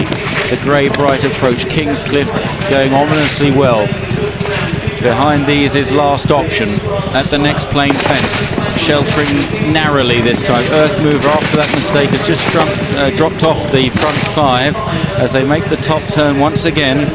And Sheltering, who's made all the running so far, is going to have his stamina tested here. Kingscliff in 2nd place, County Derry in 3rd, who makes a slight mistake. Bright Approach on the outside, last option with every chance. Then Earth Mover, a gap to spot the difference in JP McManus's colours. They're clear of False Tail and Araminta, and then Ketal and Mr. Dow Jones. At the next plane fence, Sheltering got to shrug off this promising young hunter chaser. Kingscliff in 2nd place here, looking a big danger. He's jumped adequately for a horse that's pretty inexperienced. Last option, running another big race at Cheltenham in 3rd. Then Bright Approach, Earth Mover trying to get back in the race from County Derry. Over 4 out, and Kingscliff lands possibly just ahead of Sheltering there. running down the hill, and Kingscliff takes over here, and it could be another great result for the punters, although it has been a quiet betting race. Kingscliff from Sheltering, last option, then Earth Mover and County Derry over the third last. They are clear of Bright Approach, and then Araminta and Spot the Difference, and racing for the final turn now. It's Richard Young on Kingscliff, kicking clear of Sheltering. Kingscliff, he's only a 6-year-old. What a promising young horse, turning for home. It's Kingscliff, well clear. Last option stays on gamely to second place, and he's beginning to close a bit. Then Sheltering, Earth Mover, Bright Approach, and County Derry. This is the second last fence for Kingscliff. Comes in to take it, rushes through the top. A 10-length leader over last option, plugging away. Bright Approach is third, and Earth Mover doing his level best back in fourth place. But there's nothing to touch Kingscliff. He can jump to last. He's safely over. Kingscliff from last option up the Cheltenham hill. Earth Mover is third. Bright Approach in fourth place. Kingscliff's getting a little bit tired in the closing stages. They haven't stopped pushing behind, and the post will come hopefully just in time. Kingscliff's lead is being diminished, but he'll hold on. Kingscliff, Bright Approach snatches second. In third is last option. Earth Mover in fourth, followed by County Derry.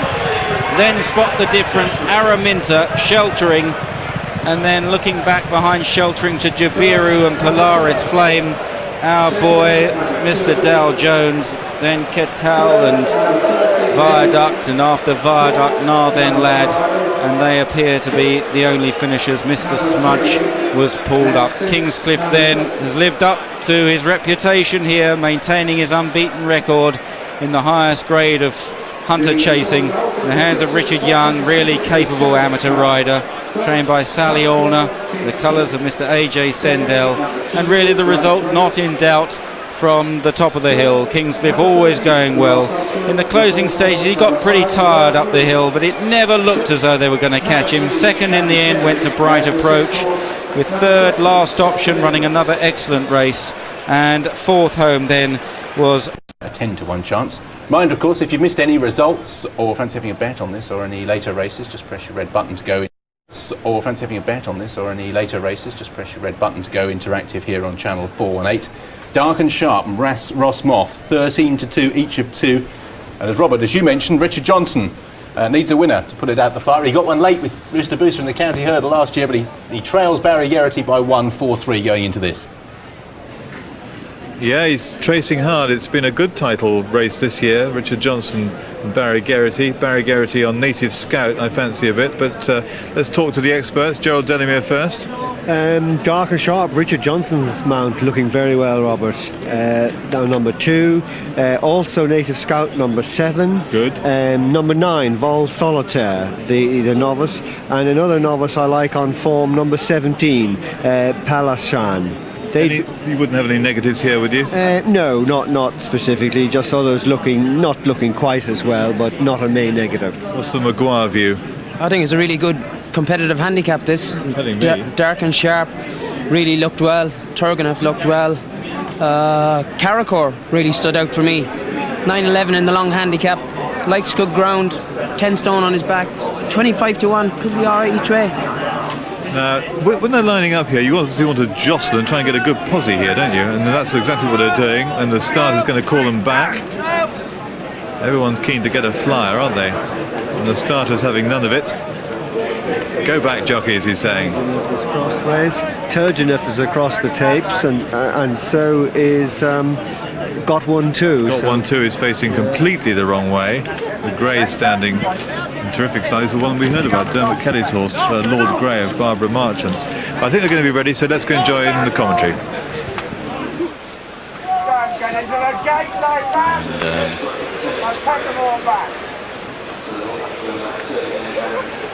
Another less than perfect performance at the start.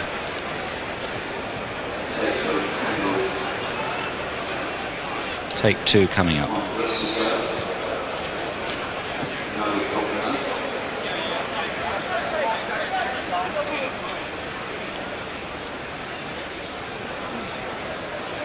Go back again, don't line up.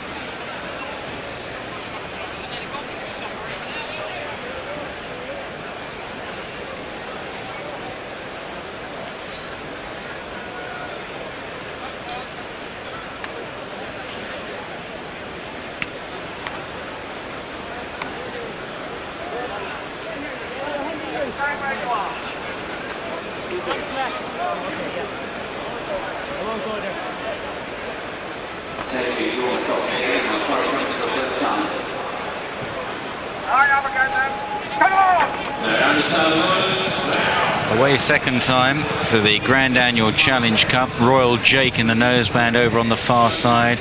Golden Alpha, Turgenev got 1-2 as they rose at fence number 1 and all land safely. Red Arc is just in behind these leaders as they blaze on towards the second. Golden Alpha lifts off first. Blur Superb now joining Golden Alpha, followed by Got 1-2, Native Scout in a blue jacket in 4th place. Coral Core over on the far side in yellow. A couple of greys prominent, the near side Lord Grey, Turgenev handy, Red Arc in the cheek pieces as they take the next, and then back in the pack to Wave Rock and Exit Swinger and Dark and Sharp with towards the inside Risk Accessor as they approach the next, and Passero is some way off the gallop at this stage. Royal Jake, having led going towards the first fence, has lost his place pretty rapidly.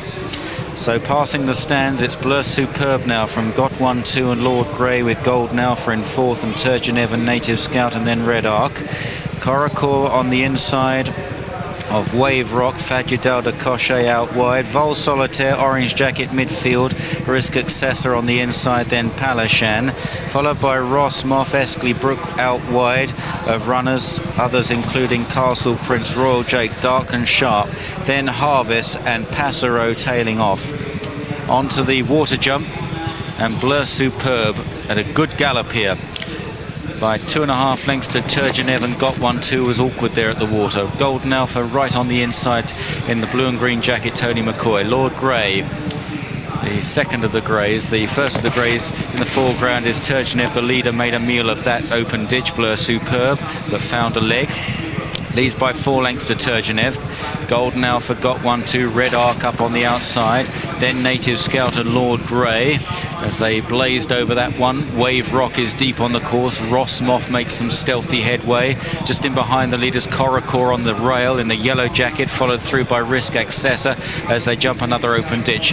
And Blur Superb is still the leader. Eskley Brook pulled up before that open ditch. Passero continues well tailed off. Harvest in a black jacket is struggling. A plain fence reaching the top of the hill, and Blur Superb all wrong going into that. Blur Superb amazingly recovered again, but Golden Alpha is left in front on landing. It's Golden Alpha, Red Arc in second, Blur Superb, Coracore. They've got 4 to jump, Native Scout, Vol Solitaire, the orange jacket, Wave Rock further out as they head down to the fence at the top, and it's Golden Alpha who lands in front for Martin Pipe and Tony McCoy. Red Arc giving chase in second, then Native Scout, Blur Superb, Coracore, Risk Accessor is getting closer, so too Vol Solitaire.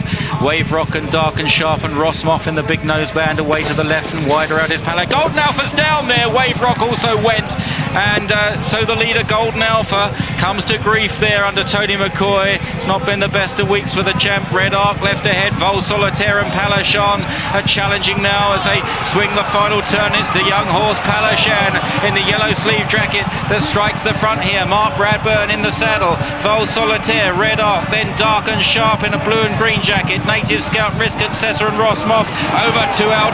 It was Palashan in front by 3 lengths. Vol Solitaire rallies far side, then Dark and Sharp, Red Arc and Risk Accessor. Here's the final fence. Palashan, he met it just about right. Can he hold off the pursuers? In second, Dark and Sharp is coming at the leader, who's drifting right, staring at the crowd. He's green. Palashan from Dark and Sharp. Palashan straighten out and forges away again, and Palashan goes on to score from Risk Accessor in second, Dark and Sharp third, Vol Solitaire, Rossmoff and Red Arc. There were growls and shouts here from Gerald Delamere with Palashan, who's run a blinder. He's always threatened, I know he won last time, but he's always threatened to win a decent race like this. There's Tony McCoy, who is in real discomfort there after coming off Golden Alpha. Poor old AP being helped into the back of the ambulance. More news on that. I tell you, it's a place for the toughest here at Cheltenham. Yeah, well, Palashan was running into top novices all the time. Look at them. Doesn't look at all happy there, does he, Adrian? No, he looks in a lot of discomfort. Yeah, obviously that Looks to be holding his shoulder again. It looks to be that old injury he had a couple of weeks ago. From Kempton, yeah. Okay, well, news on that. Well, let's see McCoy's fall. We'll see Palashan winning again in just a moment, but Golden Alpha was the fall. He's nodding, and you can see here he's in the lead, right of picture. Coming to this fence here. He's gone for one. And he's on that left shoulder. He was exactly the same shoulder. He's put down on him. He's gone. He's landed straight down on the left shoulder, hasn't he? Yeah, it wasn't anyone else who hit him, was it? It's exactly as you said, that he hit the shoulder off the ground, and that was the big problem. We're just going back to Palashan for a moment. He's promised, I mean, he was a little bit disappointing in the early part of the season. At Warwick he was very disappointing, wasn't he? Yeah, but he was running into good novices. He ran into Taftsean, he ran into Vol Solitaire, then he went to Ludlow and won an easy race. And you know, novices have done well in this race, so I thought he had a major chance here. And he was running out of the handicap. 4 pounds out, which funnily enough Henry Daly wasn't worried about. A lot of people don't like doing that, do they? Risk Assessor in the JP McManus colours. He's dismounted, yeah. There we can see Palashan and Mark Bradburn. And he immediately is dismounted from Palashan, which does not augur well. 8-1 the winner. 8-1 the winner. It's only a 5-year-old Palashan. Ran around a bit in front, headed over to the stands after the last. But obviously all not well with the winner. Obviously something amiss. That's the reason it was hanging across to the stands. There's obviously feeling something. Yeah. Henry Daly's second winner of the festival. Mark Bradburn, who he broke a collarbone, didn't he? Or he's not that long ago. Yeah, he's not long back. I think. The first. He had a mount in the first. I think he had one ride last week, and that was his first comeback ride. First festival winner. Yeah. We can see Vol Solitaire, you can see in the thick of it, you can see well, Ross Moff in fact rather faded out of contention. There was a bit of bad hampering. A horse I fancied strongly, Native Scout, was going quite well, and then there was trouble in behind, and now we can see the winner going right across the course, and this is the result of some sort of injury. Yeah, well, once Mark has got down off the horse, he's not feeling 100%. But just after the last, Mark had his stick in his left hand, and the running rail on the stand side runs out. Yeah. And obviously the horses ran out of rail and come stand side, but there must be something else amiss when Marcus got down off him. As we're seeing AP McCoy, who's sitting in the... He's taking oxygen there, so he's in a lot of discomfort. Horrible to see. We can see the fall again. If you had to sort of, if X marks the spot, say this is one place I do not want to fall, it is on that shoulder again. I know it's the same old story. I broke my wrist a couple of times, and every time I got a fall, you'd put your hand out automatically to save yourself, and it always happened to be the bad wrist that you'd put out to save yourself, and it's you know, it always seems to happen that way. And oxygen, does that sort of take the pain away momentarily, or what? Yeah, it obviously would help with it might be a little bit stronger than just oxygen he's taking, and just to help to relieve the pain a little bit. I think I'll take anything to relieve the pain. He's having another blast of it now, so poor old AP. We'll give you more news on that, but it looks, Richard, is that left shoulder's had a nasty jolt again. Yeah, my word, you could almost feel that as you watched it again as he hit the ground. And Dean, I mean, that fence has caused, well, not that particular fence because we're on the new course, but you know what I mean, that position, that run downhill has proved really, really crucial this festival, right the way throughout, for hurdles and fence. That's right, he's needed a good leap at that fence to keep him in a race. And that's McCoy for you. He squeezes him down to it, and he's just put down on him and paid the ultimate price. As his shoulder does not look good at all, and he's taken that air, that certainly means that his collarbone is gone or his shoulder is gone. It's just to ease the pain, really. It's not nice. Okay, well, we'll keep our fingers crossed. Tony Dobbin also in the wars. He's had ironic, really, a fortune favouring various riders this festival and not others, and you know, Dobbs has also had it's gone from bad to worse, isn't it? It's a desperate time for him, and unfortunate. I mean, ironic, really. Shoulders. We've got Mark Bradburn, who must have felt his festival was over when he broke his collarbone. It was only about a week or so ago, wasn't it? Yeah, Maybe you a just, bit longer, but just never know, do you? I it's mean, his at first Ludlow, ride. only about a week, 10 days ago, he broke it. He thought he was out for he'd be out for the festival, and here he is leading in a winner at Cheltenham. Another sign of Henry Daly's horses having a great week. Yeah, that's even true. Berejam ran well in the Gold. I know it didn't win, but we've had 2 winners and a second, I think. Yeah, no, that's a very valid point, to be honest. And let's just hope that, again, that was most precautionary. And the dismounting of Palaszczuk, he just looked to be feeling things a little later and just looks a bit uncomfortable there too. So Palaszczuk's won. Fullmaster Steve and also the Matt Doyle, who gave that a very positive mention as well. And on the rail as they go towards the first of 17 fences, and it was Is No Good that took it ahead. 17 fences, and it was Is No Good that took it ahead. Within the yellow jacket Irish Hussar, Regal Exit in the green sleeves. JP McManus's colours this time carried aboard Le Coudray. And Barry Geraghty, another good chance. Tarxian, the white face, pulling quite hard for Tony McCoy's replacement, Roddy Green, as they gallop on towards the third fence. Is No Good, Polyantus, Irish Hussar. Tarxian a mistake there. Regal Exit on the outside. Lalondiere over on the inside. Out wide in the stripes is Barton, with Russ Geraghty now riding Barton in place of Tony Dobbin. Le Coudray and Max Gildoran is the back marker.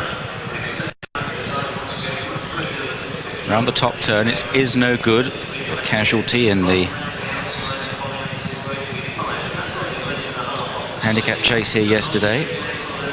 Irish Hussar, Regal Exit, Barton on the near side, Polyantus still there over the far side, the shades of blue aboard Lalondiere, who again looked very well before the race. Then Le Coudray, Tarxian and Max Gildoran rather hidden from view over on the far side at the next plane one.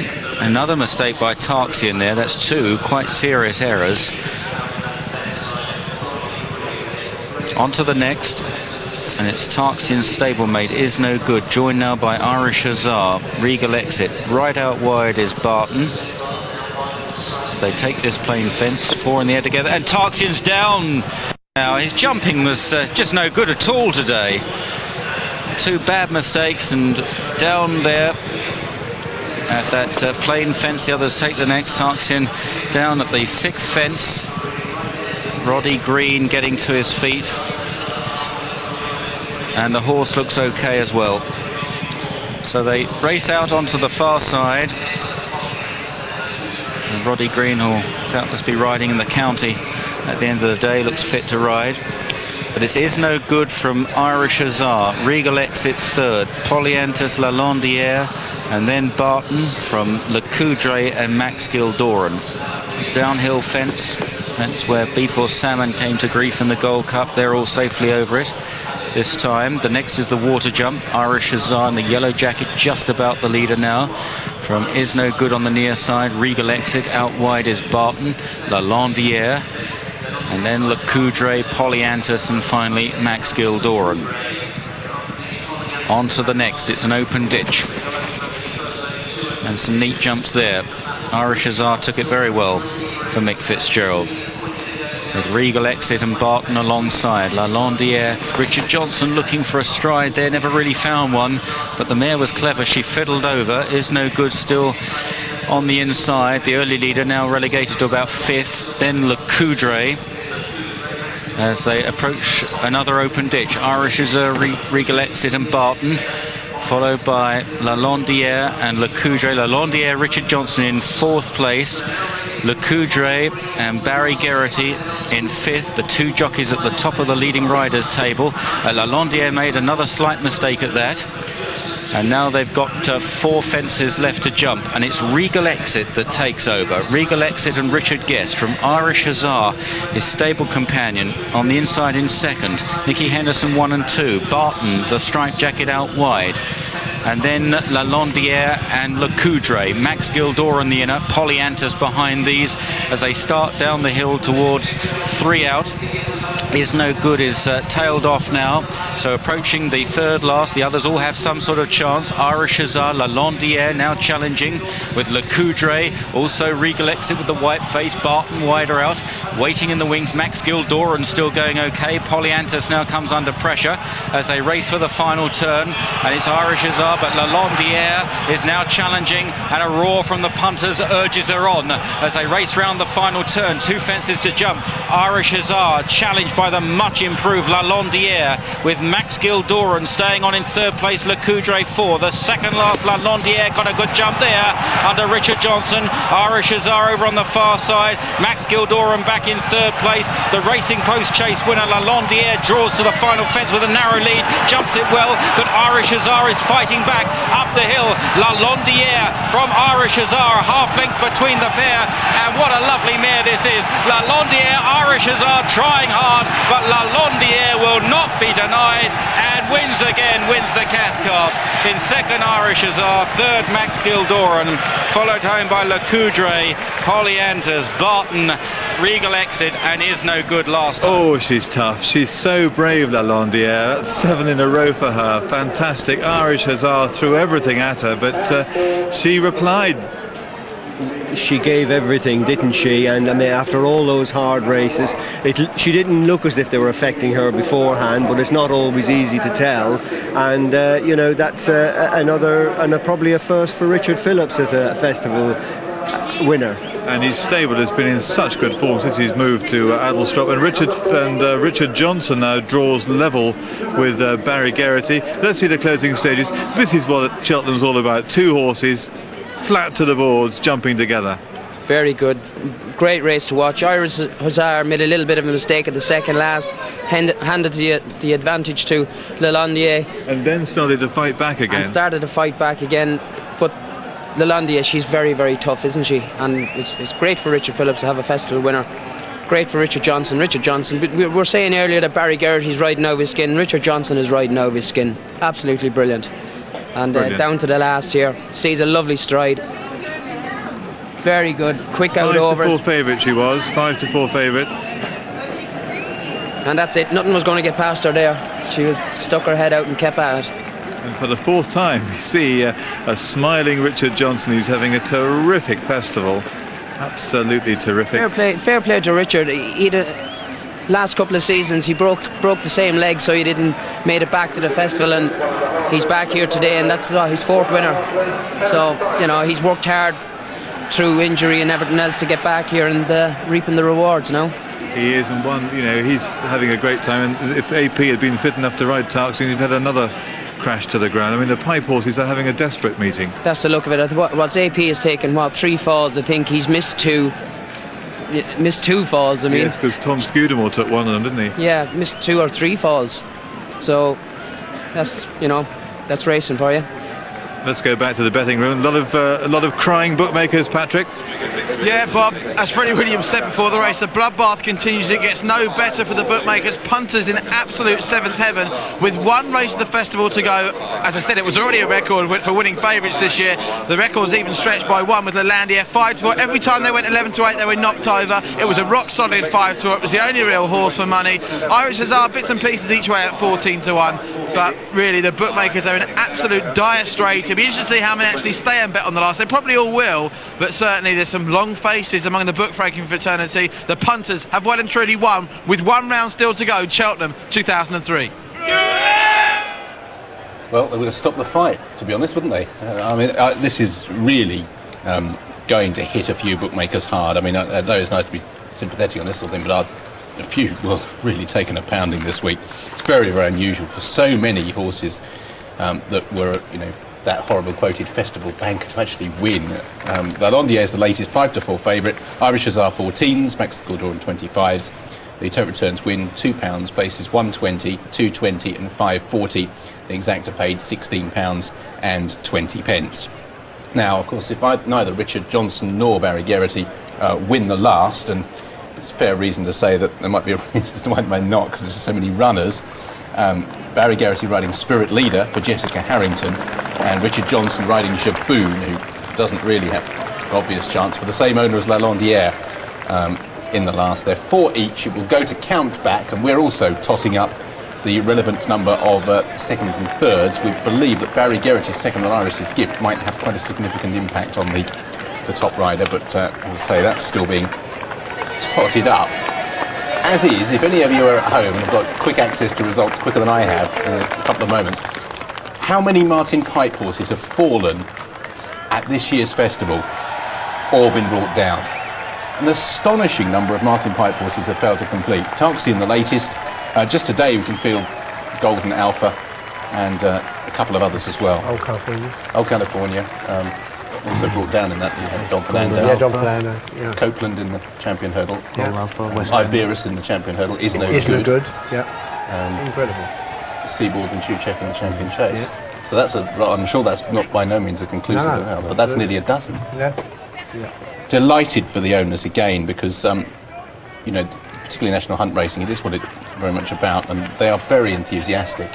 And so is Richard Phillips as well, and he has had an excellent year. I think many people, when he felt that he left Jackdaw's Castle, that might be the last we see of Richard.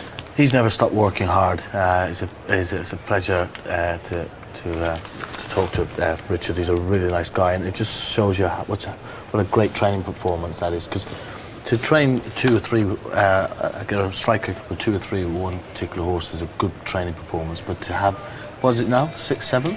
1, 2, 3, 4, 5, 7 now. 7. That is astonishing. The only horse to beat him over fences remains her over fences in Peck first time. Yeah, and we're not talking small races around the small tracks. We're talking big races around the big tracks, and keeping it in peak condition for today's. That was a really good training performance. Another guy who's very good with the press as well. You were talking about earlier, who's been approachable throughout. He's let people clear and know on the run up to Cheltenham where he was edging towards, and excellent, I think. Now we believe on countback that for the seconds here, Barry Geraghty and Richard Johnson. We believe Barry Geraghty's had 2 seconds and Richard Johnson has had 1, but Richard Johnson has had more thirds than Barry Geraghty, 3-2.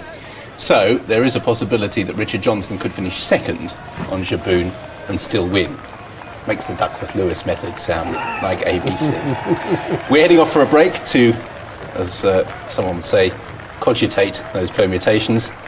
And there's some great scenes still at Cheltenham. There'll be more to come. Got the county hurdle and the last is subtle.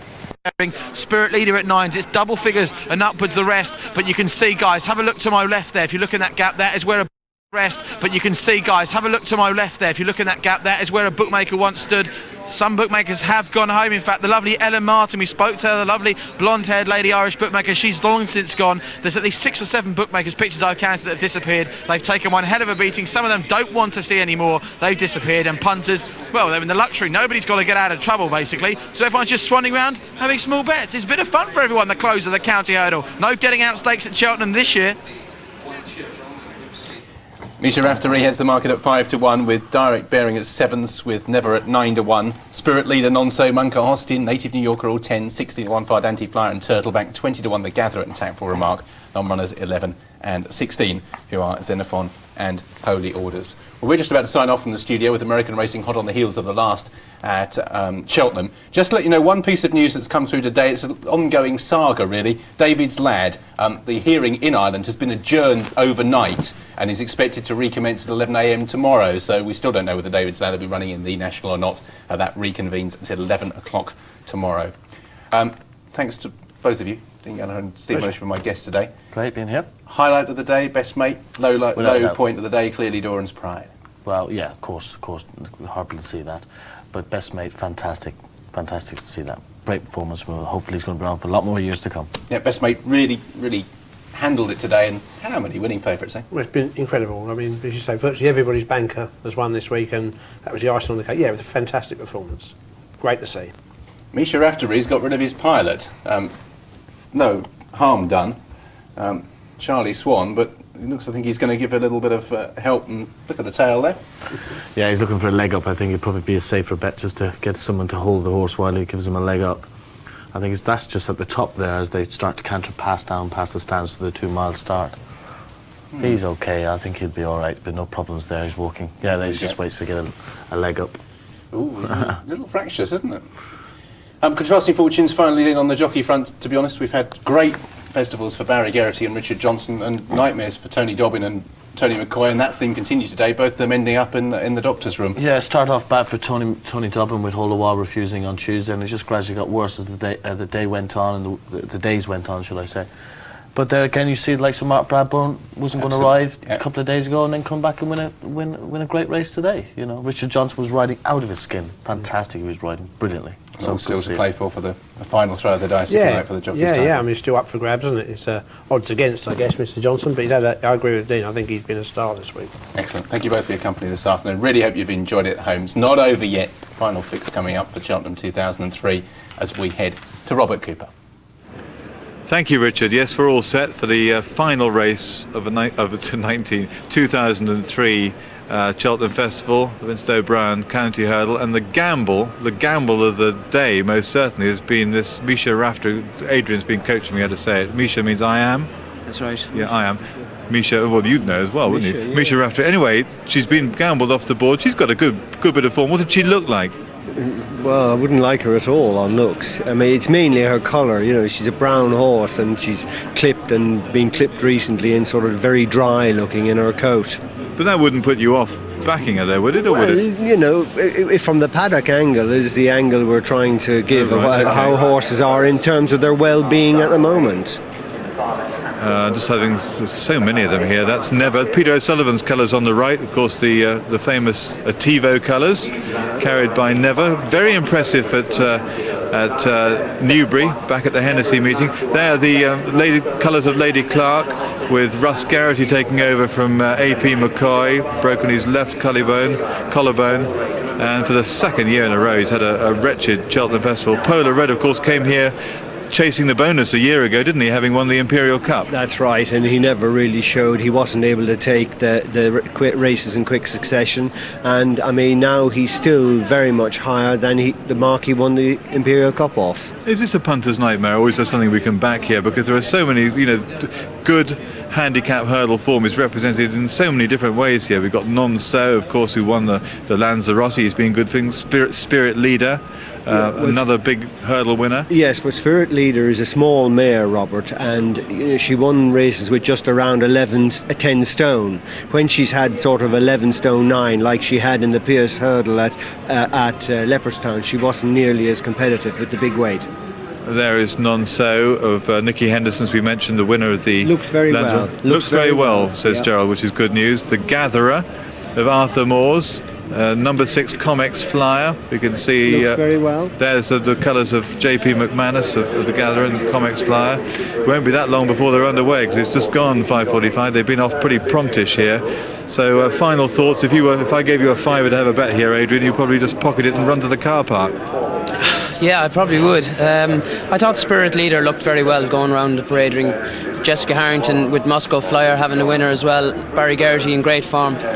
10-1 at the moment. 5-1 favourite Misha Raftery. Direct Bearing is 7-1. 9-1 from Tens. Sir Peter O'Sullivan's horse Never. 9-1 also in from 10. Native New Yorker, so impressive here last time. 10-1 bar. Yeah, that's what I'd back at the moment. Native taking the paddock and form and course form into consideration. I was Robert. considering, laugh at me if you will, a wish Munker Hostins, who's been running well in good handicaps. He did. He's been 4th or 5th in lots of big handicaps. The Swinton, the Tote Gold Trophy, and he was unlucky at Newbury, and the way he flew at the finish, and lots of us put him up for this race at that time. There's Native New Yorker, Leighton Aspel riding for Richard Rowe. Yes, he was one of 4 or 5 that looked tremendous in the paddock. The goggles are coming down. The final race, the favourite now is 9-2 from 5-1. 9-2. The more money for Misha Raftery. These bookmakers, if this one wins, I tell you, they're going to crawl home. They're lining up. Final race of the day. Here's the commentary. Direct Bearing facing the wrong way. Fardanti Flyer a little adrift of the rest of the runners. Maragon taking a turn. I think the starter might ask them to all turn and come in again. Very short run down towards the first of the 8 flights here.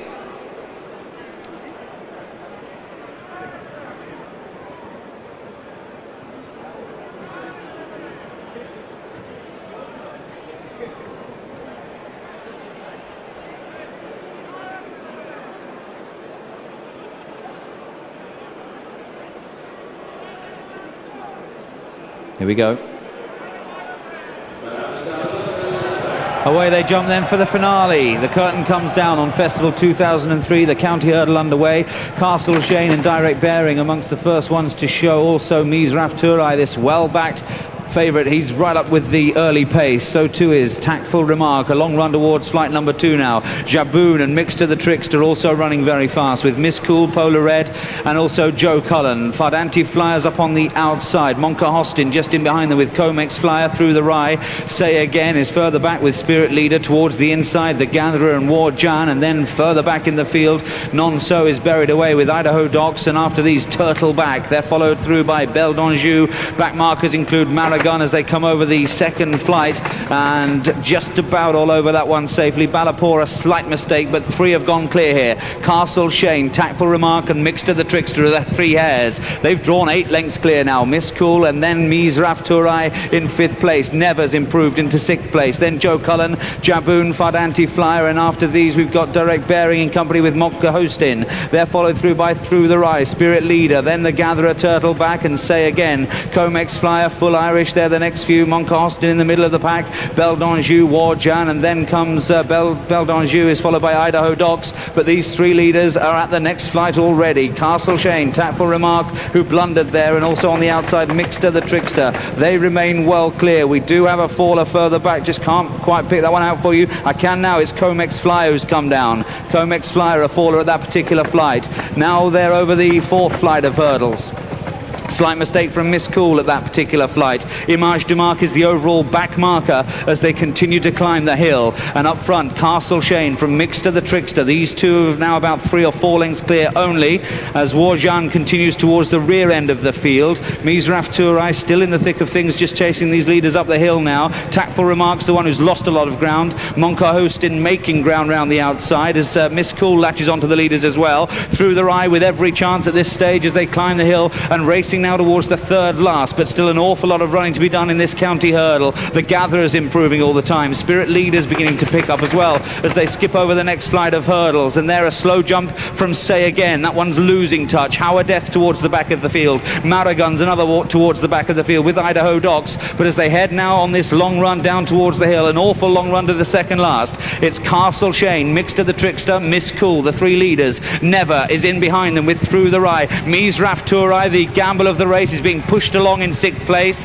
He's followed by Maragon, Monka Hostin travelling like a dream, so too Joe Cullen. Turtleback is next in the field. Jaboon is towards the inside. Polar Red, Spirit Leader, all with chances. None So and the Gatherer beginning to improve as well. Ballapore's just in behind these leaders. So many chances. Just Say Again, the one who's dropped away. Howardeath at the back of the main group with War Jan, Mizraf Turai and Direct Bearing. They're struggling to make an impact, and over the 2nd last, Never was the leader. There's quite a few fallers there. Howardeath came down, also Mixter the Trickster came down at the 2nd last, but now they commit for home. The home straight in front of them, one to jump. Never for France, the leader from Through the Rye. In behind them is Spirit Leader in 3rd place, then Jaboon. Non So staying on very strongly. Direct Bearing also trying to come with a run. Jaboon, Polar Red, also Turtle back, and then Ballapore. Further back is Full Irish and the Gatherer. They're heading still down towards the final flight. Through the Rye has taken over. Through the Rye, the leader in the county hurdle, blundered badly. Spirit Leaders chasing him up the hill. Never, Jaboon still finishing fast now is Ballapore in the spotted jacket. Non So can't quicken. It's Spirit Leader and Through the Rye with still Ballapore eroding their lead. Spirit Leader from Through the Rye and Ballapore. They're dashing to the line. Spirit Leader for Ireland has won it. Tight for 2nd, Ballapore and Through the Rye. Tight for 4th as well. Non So was there with Jaboon, Turtle back, and also in the thick of things there was Direct Bearing.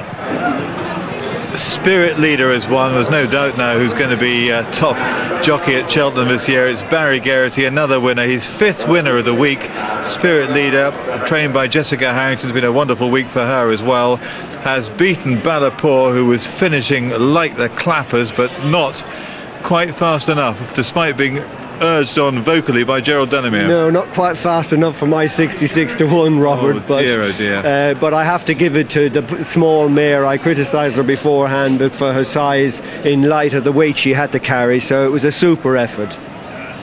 What a race. I mean, it was there were horses with so many chances, and Spirit Leader has done it, following up Oh, that's good to see. I can see Jerry Supple on his feet. That's good news. And Jim Cullity, brought down. he's okay as well. So it's two. A few came down there. Native New Yorker we saw pulling up. The winner is returned 10-1. Won the Tote Gold Trophy. Has now won another very competitive race, the Vincent O'Brien County Hurdle. And what a week Barry Geraghty's had, Adrian. Yeah, he's had a marvellous week, hasn't he? He won't forget this. He'll never forget it. Simple as that. He'll never forget it. 5 winners. I think the last jockey to ride 5 winners might have been Jamie Osborne. And a great meeting for the Irish.